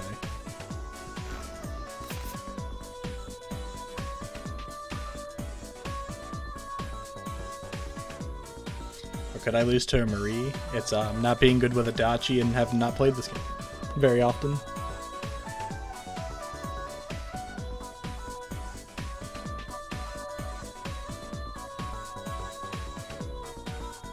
Embarrassing.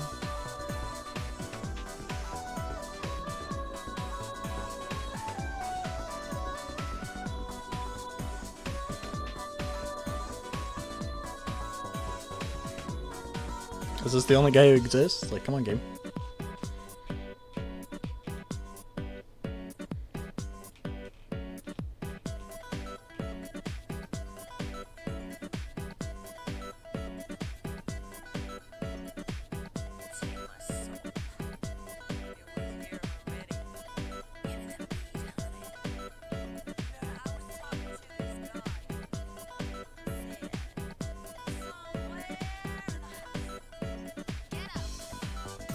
Alright, no fights are happening, so we're gonna do something better.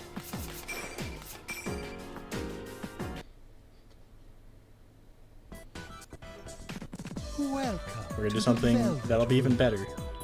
I guess I'll play along. Picture in your head your Adachi parents, versus as well as Adachi. your alter ego, your persona.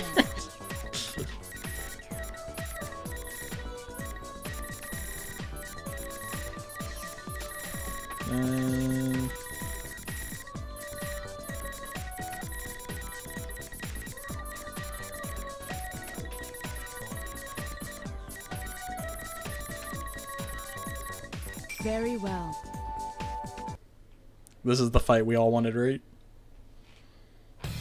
It's just getting started. Two Adachis at the same time.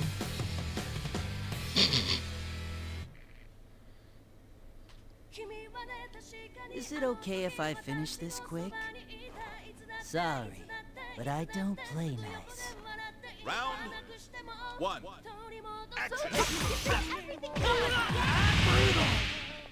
Here you go. You won't hit me. Here you go. Take it. So hey now. Hey now. You piss me off. See you pray one time. That's it. Mark down. Take it. Come. Take it. Take it. This is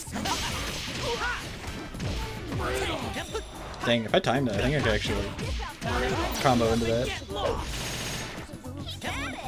Hurry up and get lost. Get lost. Adachi. That's my favorite victory. Just him just spinning the gun. Round two. You won't hit me. You won't hit me.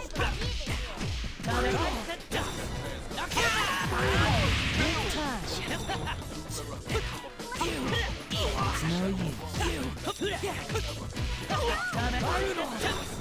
Dumbass. Let's get to work. I'm sick of them. What's have fun with it? You won't hit me. Dumbass. So close. Dumbass. Here's a lesson. Die, demon. You act high and mighty, but lose and you're just a loser. You lose, you're just a loser.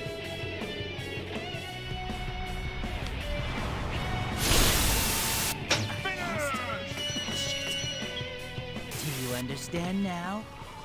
Adachi.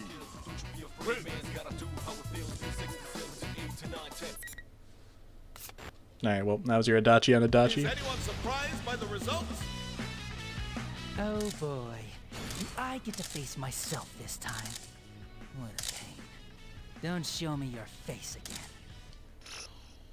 Next. The other Adachi had Rize cheering. He never stood a chance. Feels bad. But anyways, I hope you enjoyed all the reading. The reading will continue, unfortunately. And I'll see you guys around next time.